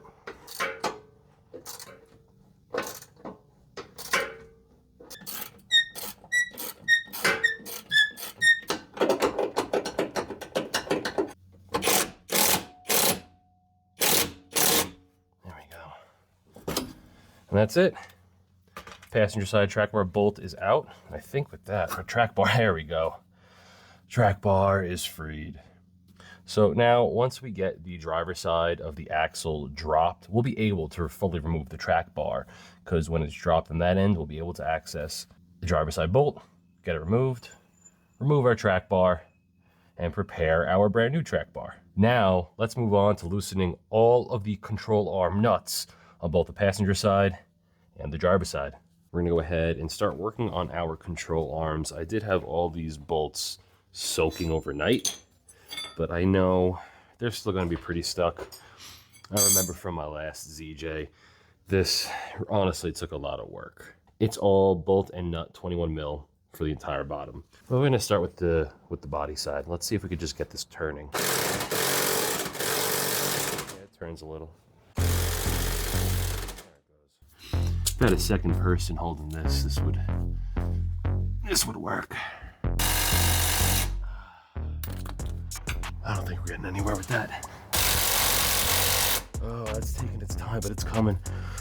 Oh, that's like on there. That's dirt in my eye, right past the glasses. Damn. Here we are. Finish this off. That's it. We got that one nut removed. All right, let's work on the lower nut now. It's gonna be the same situation, I wonder. After much struggle, second nut is out, it's removed. Oh, I'm gonna admit that was a big pain.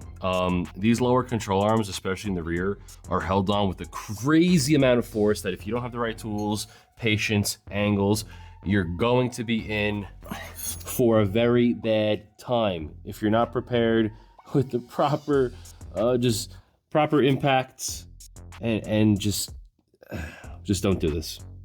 All right, anyways, on to the upper control arms. God help me.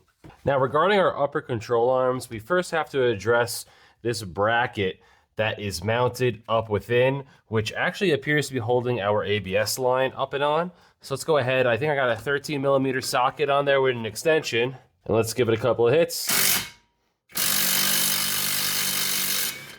Okay, that's that bolt right there, that nut. Same for this one.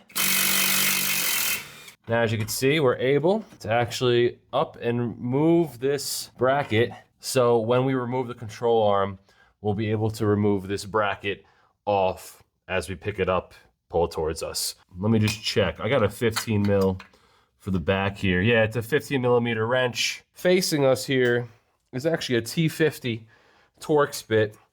I don't know what we're gonna be able to make work, but I do have, on an impact, my T50 Torx bit. There it goes. Oh man, perfect. And now for the unibody side, we've got a 15 millimeter socket, go through the unibody onto a nut that's secured in there for our upper control arm. And on the opposite side is going to be a 15 millimeter wrench on the bolt going through. Just like we did with the front of this ZJ, we will be removing the control arms on the driver's side first, followed by removing the spring on the driver's side, putting the new spring in, and then installing the new control arms before we move to the passenger side. So let's go ahead. I already got that one out. So let's just get our bolt out from the axle. Old control arm. Once again, you can see that bushing is shot, and that bushing is shot. Yeah. Upper control arm up and out. Nice.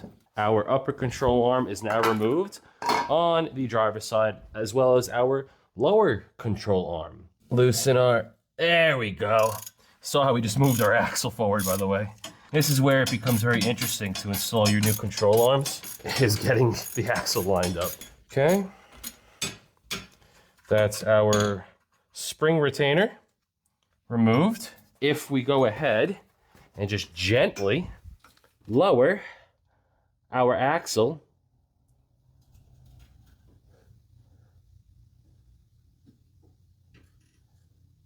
like so, our spring is now free to come out. Spring removed, control arms removed, shock removed, and sway bar link removed, all on our driver's side. Before we go ahead and install any of our new components, I will be cleaning everything up, getting it sanded down, painted, followed by installing our new components, before we move to the passenger side. So you could actually see already progress I've been making with cleaning up this axle in the rear and getting any rust and dirt removed and a nice fresh coat of paint on it. But before we move on to our next step, the last thing we have to do now that our axle on the driver's side is dropped and loose with our spring and control arms and shock all removed, we're gonna go ahead and actually finally get the rest of this track bar disconnected from the driver's side with this Torx bit head here. It is a T55 bit. I don't have that. I am using something else and hoping I don't strip it. And let's just get it disconnected. No, I just cammed that out. All right, let me see if I can't find something else. That's not good.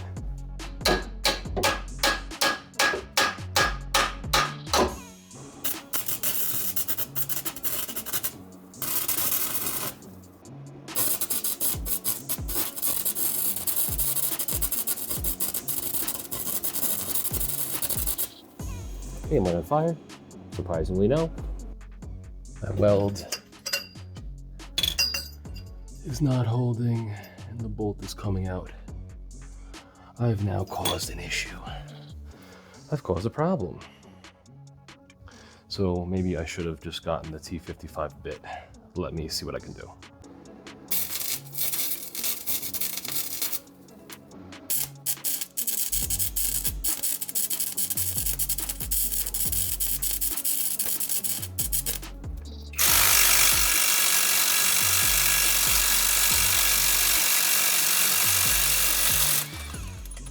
That is our nut that, well, it was welded onto the axle, that's for sure. And right here, let me get my foot out of the way. This is the bolt. I thought I could be clever and I ended up causing myself a lot of pain and even broke a welded nut. Our track bar. Oh my God. Is out.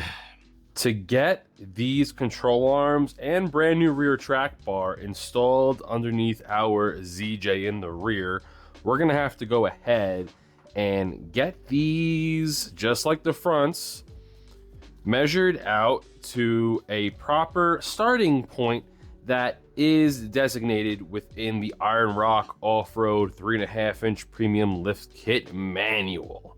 So the instructions that come with that, which I didn't actually receive paper instructions, which I will be honest, I'm kind of surprised about, so I had to look them up and download them instead. Our rear lower control arms are to be measured out point to point, center to center, 18 and 5/16 inches, and the uppers, center to center, 14 and 7/8 inches.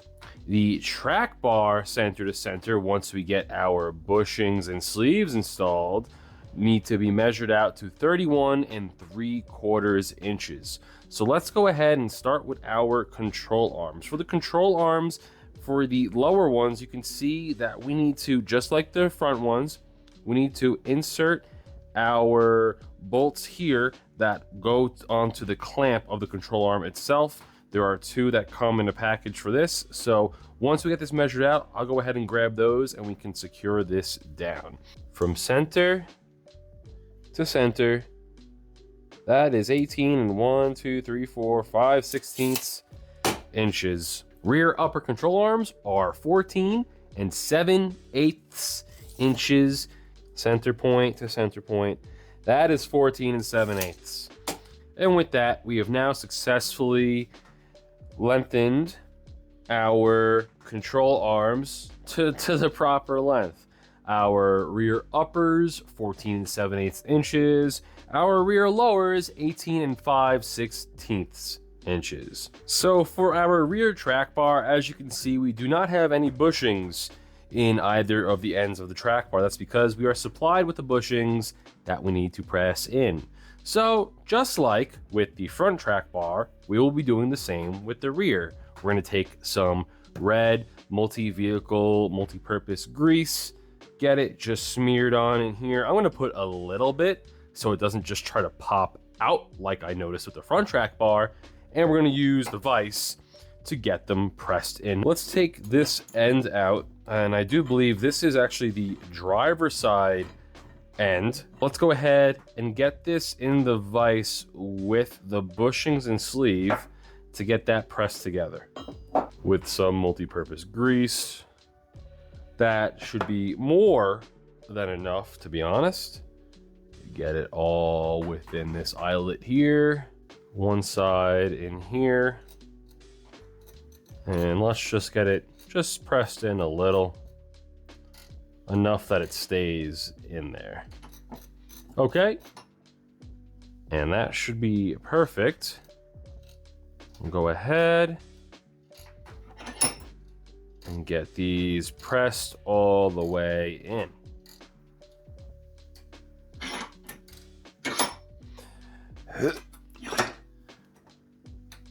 Okay, without damaging the ends.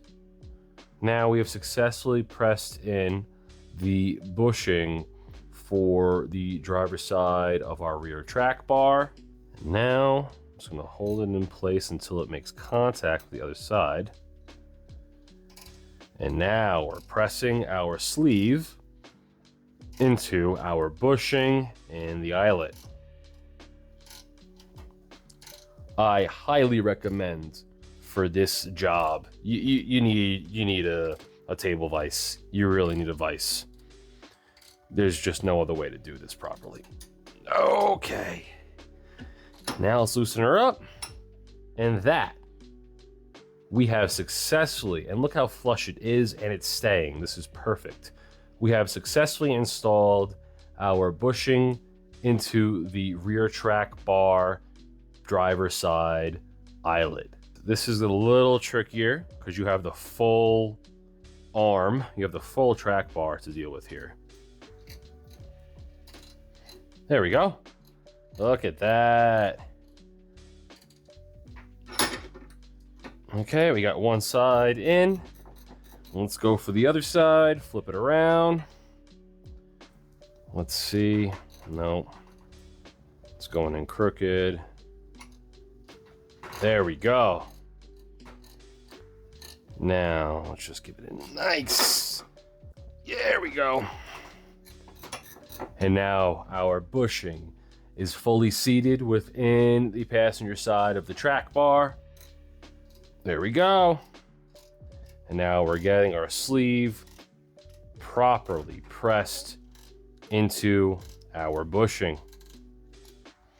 Once again, highly recommend a vise. You just need it for this. There's no other way to do this. You really need a vise. Okay. Now let's loosen it up.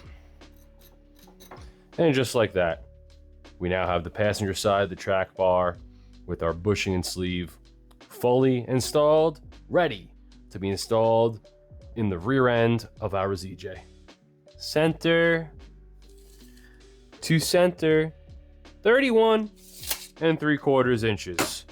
Jam nut is secured. Now we have successfully adjusted our track bar, our rear track bar, to 31 3/4 inches as per the manual. Put anti-seize on the threaded eye, got our jam nut there, as well as the same for our lower and upper control arms for the rear. Everything is done, adjusted, and ready to be installed under the rear of the ZJ. Now that we have our track bar, our rear track bar, all set up, there we go. The bolts for the rear track bar that you're given with this kit are the same. There we go. Now that the bolt is through, we have the nut that was supposed to be welded inside the frame, which broke off. Don't mind the red paint. I did coat them first with black paint, but just wanted to give them something extra and didn't want to waste the extra black paint that I have for the other side of the axle. We're gonna go ahead and just get this tightened down now. Get the box end of our combination wrench, 19 mil, and just snug it down. Okay. Okay. Let's keep going. 78 foot-pounds, one for good measure. because it is just a track bar after all. Let's see how easy this hopefully is. Let's take our spring. The bottom part of it should sit right in there. Oh, it's not so easy, huh? All right. And let's go ahead, push this down. There we go. And now, as per the Iron Rock off-road instructions, we'll be installing our lower control arm first with the bend side on the axle. Bolt that is longer goes on the unibody side. The shorter bolt goes on the axle side. Put this up into our unibody with the bolt threaded through. All right. We'll get the nut over on that side just to, you know, be set, hold it in place for right now as we maneuver this. We're going to put the bolt through and towards us, and that's how it needs to go through the axle. Be aware that when you're dealing with control arms, your axle's gonna move, and you're gonna have to push the axle and pull the axle and move the axle. It's, as far as I've done this on a few vehicles now, it is just never an easy process. All right, look at that. We got our bolt through. And now, as per the manual, it says not to tighten our bolts down at this moment. So I am gonna hit them with the impact just to get them snug, not tightened enough where they can move, bend a little, and give us some wiggle room. 21 millimeter combination wrench, and this is gonna hurt my ears. 21 millimeter combination wrench, box end, socket. I'm gonna go def. Okay, I am now def. Now for our upper control arm. The right way to install this is we're gonna have to actually go over all of these cables and even over our sway bar. Make sure the unibody side of your upper control arm in the rear is laying on top of your sway bar actually, because it needs to go over it in order to get into its mounting location. If you're expecting me to show you how easy how easy this install is, you're completely mistaken. And anyone who's saying it is lying to you, and anyone who isn't lying to you, well, I guess they're superhuman, because come on, get through without breaking my brake lines. Oh man, we're through. Whoever tells you this install is easy is lying. It's the truth of the matter. It's all about skill, tools, patience, luck, and pain. And pain. Speaking of which, my head. I need to lay down.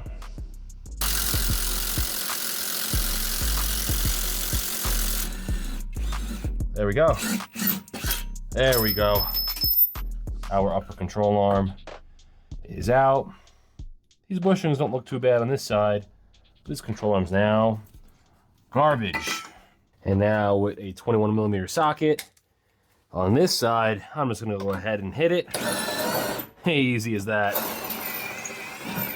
Oh, look at that. Whoa, okay, that axle moved a lot. I lowered the driver's side of the axle just a bit because our track bar was not lining up. Now, it kind of is, as you can see, but we gotta pull our axle forward. So let's, just by hand. Oh man, that's gonna make it. Come on, let's get a good grip on this. Okay. Ooh. That was bad on my wrists. This might be much more leverage.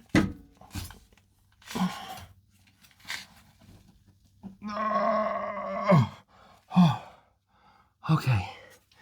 I don't really want to hit it with a hammer. So I'll hit it with a hammer and a rag.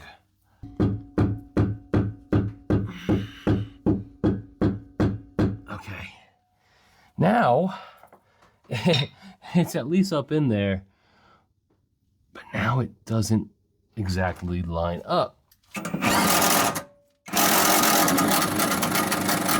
Okay. And we're through. Oh man.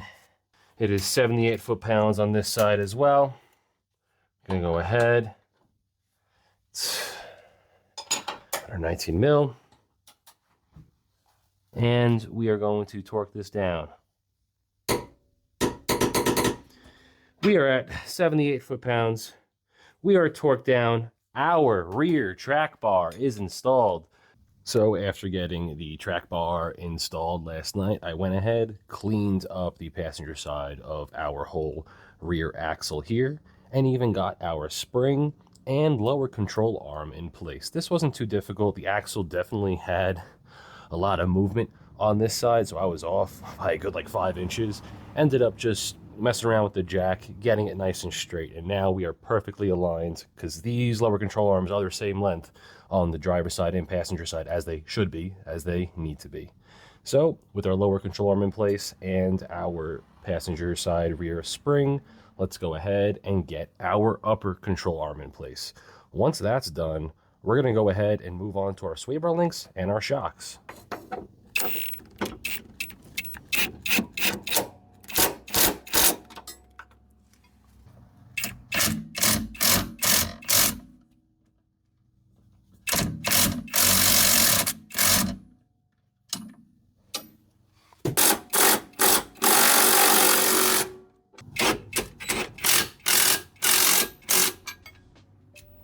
One of the last things that we need to prepare is our rear shocks. The upper part of your shock does not need a sleeve because of the mount that it actually presses over acts as a sleeve, but the bottom part of your shock does. Now, each shock comes with this bag that has this style mount as well as 2 sleeves. For both of our rear shocks, they each come in one of these bags, and all we need from this bag is 1 sleeve for each shock. On the shock right here, on the lower bushing, just get our grease all in there. There we go. And now let me just start closing the vise so I can grip this, and look at that. We're getting our sleeve properly pressed into the lower part of our shock.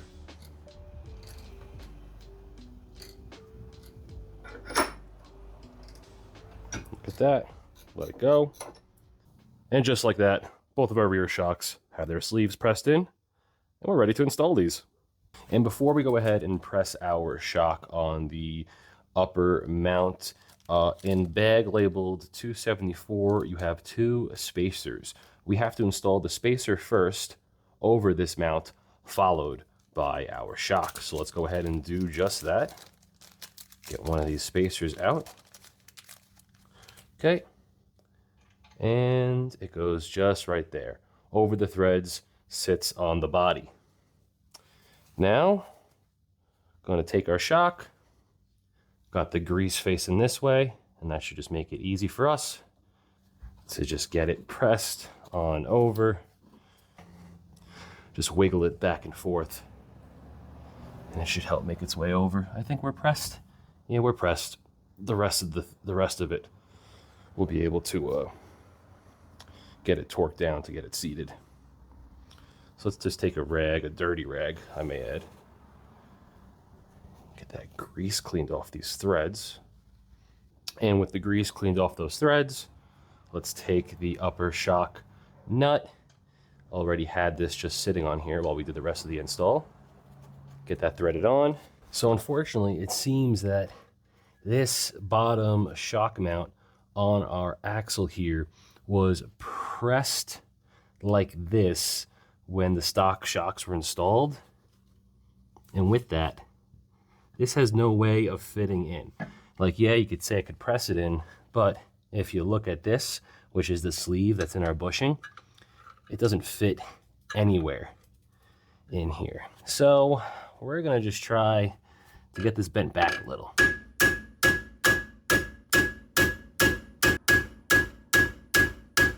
Some grease. So it slides right in. Now, let's try this one more time. We're almost there, as you can see, but not quite.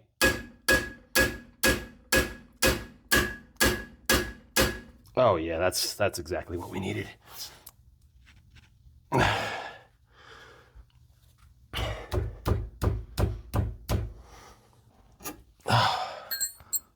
Oh, we got it. Almost enough that it's in. Oh man, let's go. Come on. We're in. Get in. God, all right. So after much pain, we successfully got our driver's side rear shock installed. This bolt finally came through. Be warned, this is going to be on your axle, clamped in enough where you're not gonna be able to get new shocks in without bending that out. With our driver's side rear shock installed, we're gonna go ahead and get this torque down to 80 foot-pounds on the bottom, 46 foot-pounds on the top. There we go, 46 foot-pounds on the upper and 80 on the lower. Oh, there we go, 80 foot-pounds. Look at that. According to the instructions and just in general, in order to get our sway bar links properly installed now on our axle here, we're gonna finally go ahead, get our ZJ lifted off of the jack stands that are holding it from the body and get it supported by the rear axle. Once we do that, we'll get our sway bar links installed and then get our control arms torqued down in the rear. So let me go ahead, get this transitioned over to being supported by the axle, and then we'll go ahead with our sway bar link installation. And now that we have our rear axle supported on jack stands, I am noticing a few things here. First, the axle itself is actually touching our gas skid.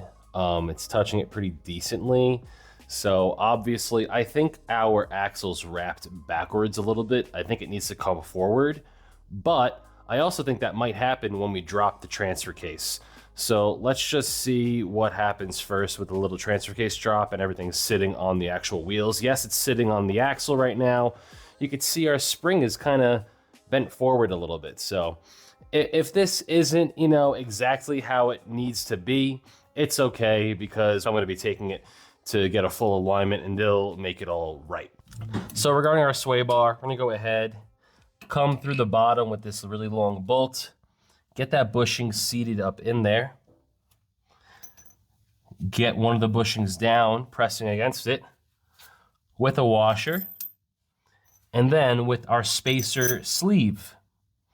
Over the spacer sleeve, a washer, bushing with the smaller side inside, and we're gonna come in up into our sway bar link. Washer on top, and get our nut on top. This is going to be, I'm using a 9/16 inch ratchet. And as per the instructions as well, it says to tighten this until snug, not to compress the bushings. That is specifically what it says in the instructions. And let's just make sure we're snug. We are not compressing the bushings, and this can still freely move. With that, our sway bar link on the driver's side is installed. We're gonna go ahead and get it installed on the passenger side now. Once I'm done installing this on the passenger side, let's go underneath and get all of our control arms in the rear torqued down to spec. So with a 15mm socket on my torque wrench here, we're going to set this to 60 foot-pounds. Let's make sure we're at 60. Yes, we are. And with a T50 Torx bit, that's going to hold our bolt right here on the axle side of the upper control arm. There we go. 60 foot-pounds, perfect. We didn't even have to mess with this Torx bit. Okay, This one's gonna be a little more of a challenge. It's gonna be 60 foot-pounds. I don't know if I'm moving the nut in there, but let's just, oh, no, I'm not. 60 foot-pounds on our upper control arm in the rear.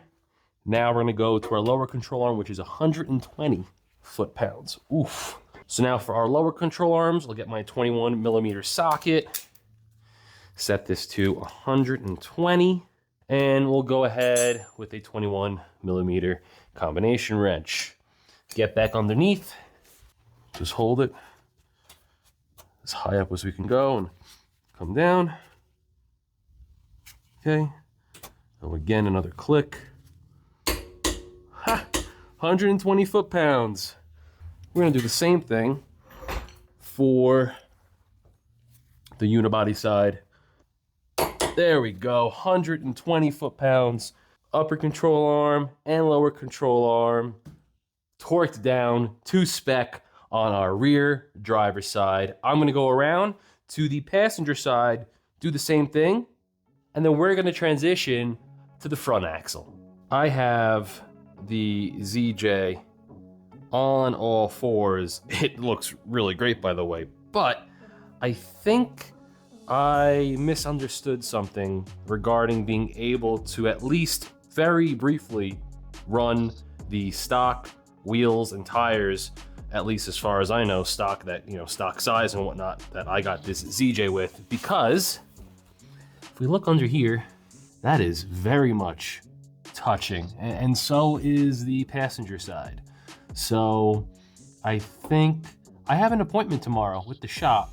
I cannot drive this over there. That's touching too much. So what I'm gonna do instead is not run these at all.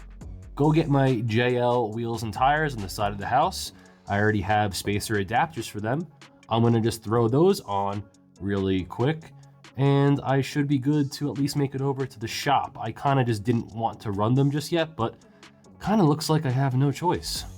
So now you'll see the front end I have lifted up because I'm about to torque my control arm bolts in the front. But if we make our way to the rear, that is my stock JL Wrangler wheels and tires that I actually had on my 96 Grand Cherokee. So let's go ahead.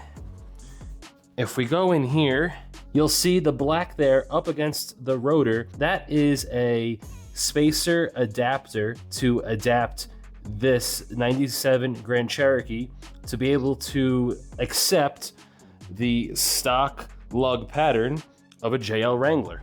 And if we go underneath, you'll now notice there is actually more than enough room between that sway bar link and the sidewall of our tire. I actually am able to fit more than a finger's width between that sway bar link and the tire. If we look on the other side, I got my JL wheels and tires on there as well, which I am very happy about. I was gonna do all of this after I got back from the shop, but you know what? It actually solved a major problem I was gonna have. So there we go. All right, let's move to the front, get the control arms torqued, and get our wheels in the front as well. It is 60 foot-pounds for the upper control arms and 120 for the lower. And let's give it a nice few tugs to really get this tightened down. That's good.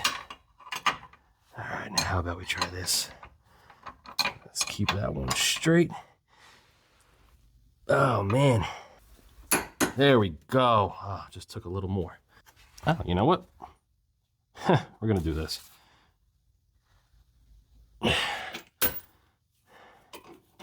Use my foot. Using my foot. 120 foot-pounds. Get it? Foot-pounds. Awesome. There we go. 60 foot-pounds. Perfect. All right. Now, let me do the unibody side. Okay, well, it was it was easy until it wasn't. So it was easy. And now I just lost my socket in the frame. I am done on the driver's side. I'm gonna go ahead, get one of my JL wheels mounted on here, And I'm gonna do the passenger side. It is the same process. It's actually a little more open, so let me get it done over there. And then we're gonna have a quick overview before I head to the shop tomorrow. Oh man, here it is. The ZJ in all its glory, lifted with my JL wheels and tires like I had on my 96. So just, oh man, I'm so happy to see it like this. It's together. It's ready. The battery's dead, so that's charging right now. But the ZJ is lifted. All the suspension components are installed, torqued down, except I forgot the transfer case drop kit. I'll show you that really quick, but here it is. My 97 Grand Cherokee Laredo Sport, brand new axle shafts, brand new hubs, brand new ball joints, brand new steering linkage and steering stabilizer, and a full 3.5-inch suspension lift kit with all brand new fully adjustable control arms, track bars, new shocks, new springs, and my brand new Power Stop Z36 brake kit. A ton of new parts that I'm throwing at this 97 Grand Cherokee because I wanted to build it like I always wanted my ZJ.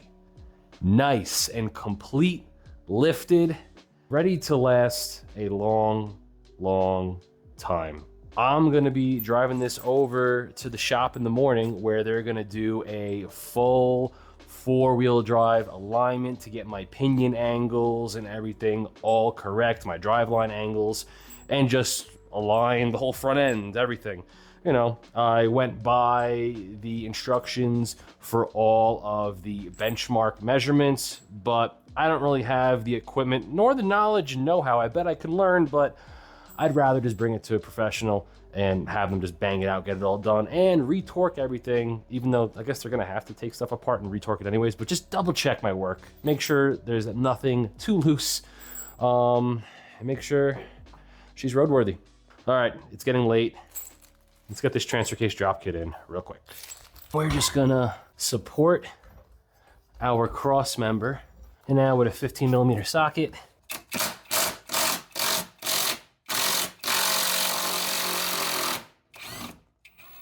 You can see that there. That's one.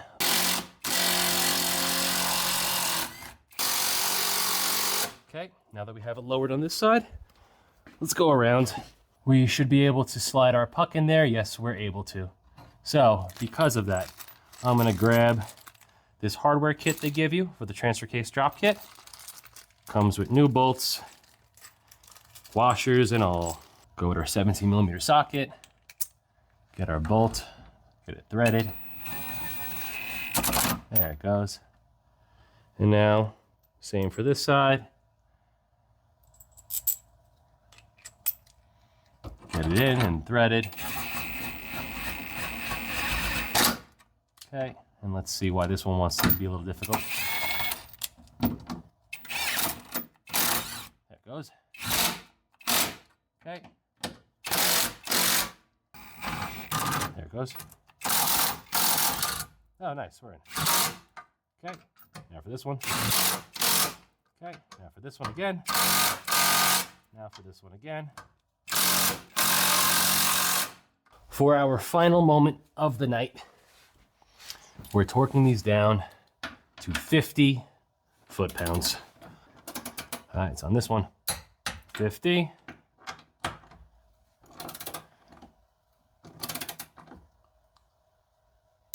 50. Let's go back. 50. 50. And now I am officially done installing the Iron Rock Off-Road 3.5-inch premium lift kit for this ZJ here. This was a lot of work. A lot of work. All right.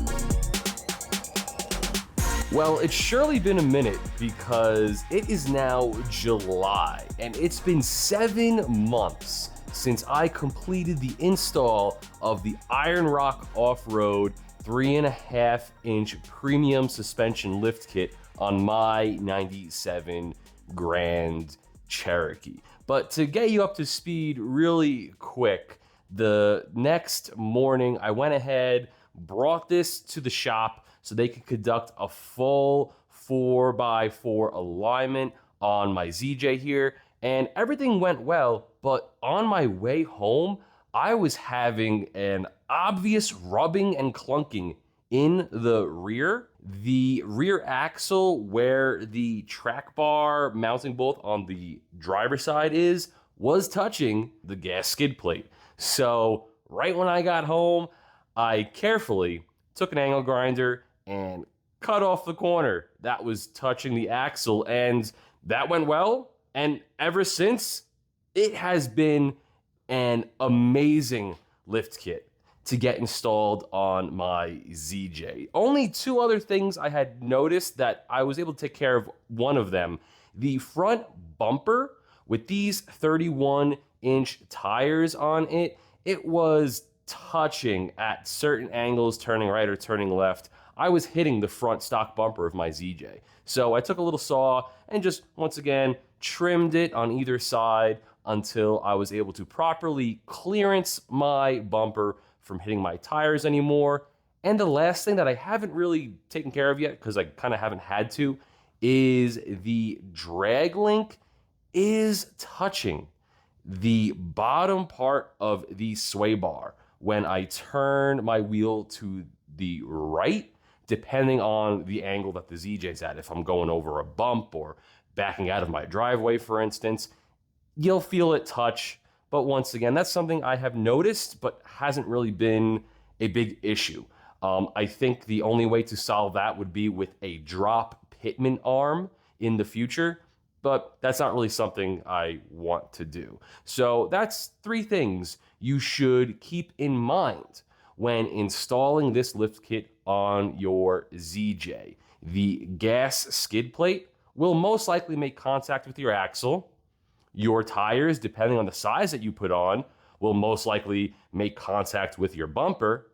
And your drag link will most likely make contact with your passenger side sway bar link. But overall, 7 months later, I have put about 4,000 miles on the ZJ since then. That's lots of highway miles, lots of going around town, and some light off-roading as well. And this suspension lift kit has performed exceptionally well through all of that. I'm going 80 miles an hour on the highway, and it stays tried and true without any issues whatsoever. And that's what you would expect with a brand new kit. But also, when you're the one installing it, you want to be sure, and there's always that little doubt if you miss something. But no, everything has been great. Overall, in the end, I spent around $2,300 for this lift kit on my ZJ, and I definitely say it is money well spent. And regarding installing the lift kit myself, it definitely was a challenge here or there. I surely remember where I struggled at some instances getting the lift kit installed, but that was mostly with removing the old suspension components on the ZJ. It's going to be a little bit of a struggle depending on how corroded certain components are. And I mean, listen, I live in Colorado. We basically don't have rusted out frames, rusted out vehicles out here for the most part. And yet it still was a pretty tall task, which is why I did it over the course of a couple of months. This wasn't a weekend job whatsoever. But even so, I surely saved a ton of money in labor by doing it myself instead of bringing it to a shop. Just be sure that you're ready to take the physical toll that it's going to have on your body. That, once again, there was a lot of points where I was stressing and struggling. So just make sure that you're physically fit, that you're able, that you have a ton of tools ready to go, and that you have the time and patience. This lift kit install was all about patience, but eventually I was able to get through every challenge that I was faced with 4,000 miles later on this lift kit, and I could not be happier with the choice that I made to go with the Iron Rock Off-Road 3.5-inch premium suspension lift kit.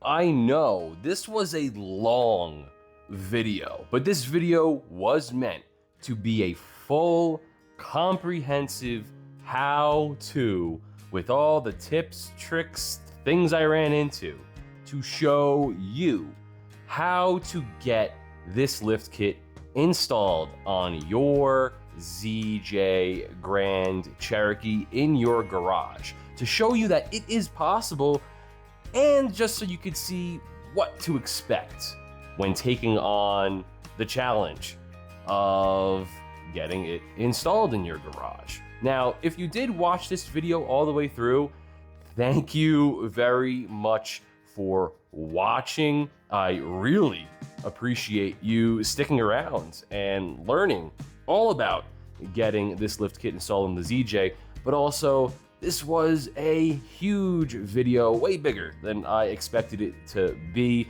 I had around 15 hours of footage to edit, compile, put together, listen to, watch over and over. So thank you very much for watching. And I really genuinely hope that this comprehensive how-to guide on getting the Iron Rock Off-Road 3.5-inch premium suspension lift kit installed on your ZJ helps you tackle this awesome DIY project in your garage as well, and helps answer any and all questions that you might have getting into this. Now, if I may have missed anything, or if you have any further questions, please leave a comment down below. I'll be more than happy to answer any and all questions that you might have regarding everything that I experienced going through this. Now, if you liked this video, please hit that like button, and please hit that subscribe button. I have so much DIY, ZJ, Jeep Wrangler content, garage content, trail videos, and product reviews that you will surely want to see and won't want to miss any and all the new ones that I have planned for the future. Thank you very much for watching. Leave a comment down below. Be sure to hit that like button. Definitely hit that subscribe button. And I'll see you in the next one.